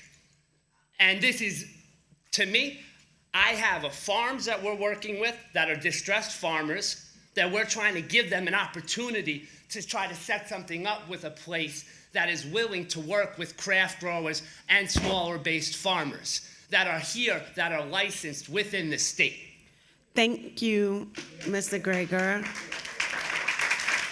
Thank you. I greatly thank the state. I thank OCM, CCB, and all the other representatives that are here.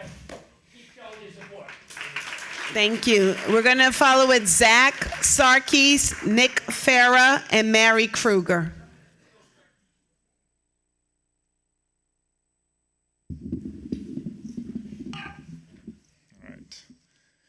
Well, thank you very much. I think it's important to start with thanks. It's an insurmountable effort that has been, taken on to bring this to reality.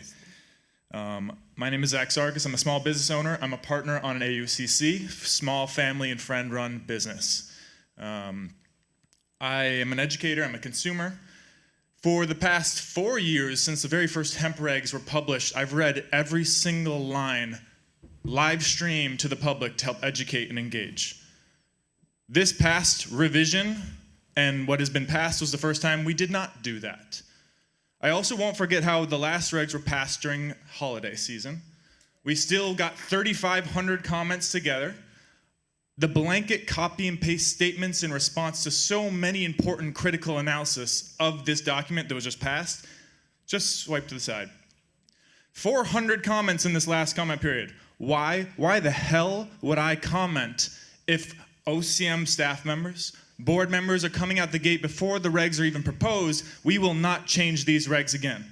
And what are in those regs? And why not? Well, the why is there's other stakeholders at hand. Who are the other stakeholders at hand? Well, we know. We can read the lawsuits. We can see that. I'm going to pivot over to solutions because I really appreciate that. And God willing, we can come up with some solutions. And I've been saying this as a broken record. Like, we got to keep moving forward. We got to be prepared.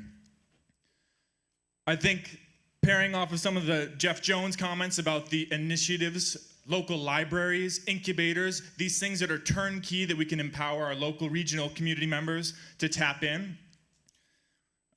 Without that kind of focused effort, I wouldn't recommend anyone into this bait and switch because there is no generational wealth when this is just a lost leader. This is just a bleed out. It is watching these ROs getting shooed in without what? No permission, no licensing. They get in by shoe-in. Like, that's a massive concern for me. I think from a solution-based standpoint, things we really, really, really need to consider, and if we're thinking about success in this industry, to me it looks like codifying card. All of our card members, just know we are one. Us cultivators are struggling just like you guys. Without your success, we are nothing. It looks like 5,000 mom and pop dispensaries, pop-ups, on-site consumption, whatever the hell it can be. It looks like changing the MRTA to put a ban on vertical integration for massive corporation. It looks like removing the BS radius clause that'll choke out the entire market, such as Long Island, which is the base of this lawsuit. It looks like dropping the potency tax for small mid-scale operators. It looks like public business incubators and institutions at local libraries. And last but not least, it looks like the fight to keep the CRTA out of our MRTA. Thank you. Thank you.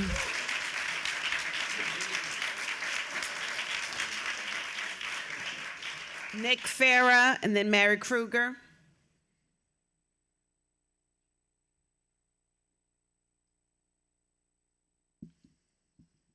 Zach was as tall as he is. Good afternoon, members of the board. Thank you all for your time today. I haven't been able to attend one of these yet. I'm usually on the farm 7 days a week, but it's nice to finally be face-to-face with the people who control the fate of myself, my family, and our farm.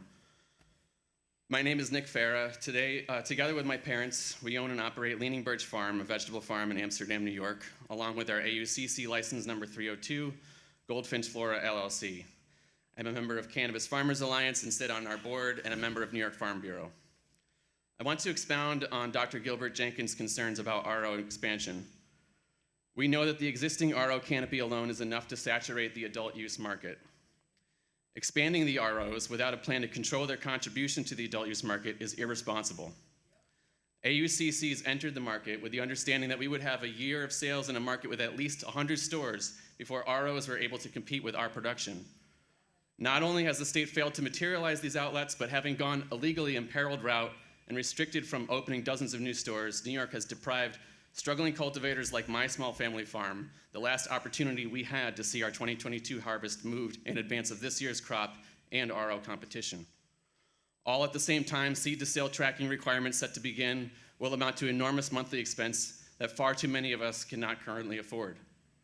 All of these factors together are paralyzing New York's small cannabis farms and threaten to destroy livelihoods and life savings across the state. Please act swiftly to devise a comprehensive relief package for the farms that the state's failed plan has devastated. Thank you for your time, and thank you all especially for coming out and speaking your truths today. Thank you. And Mary Kruger. Mary is here.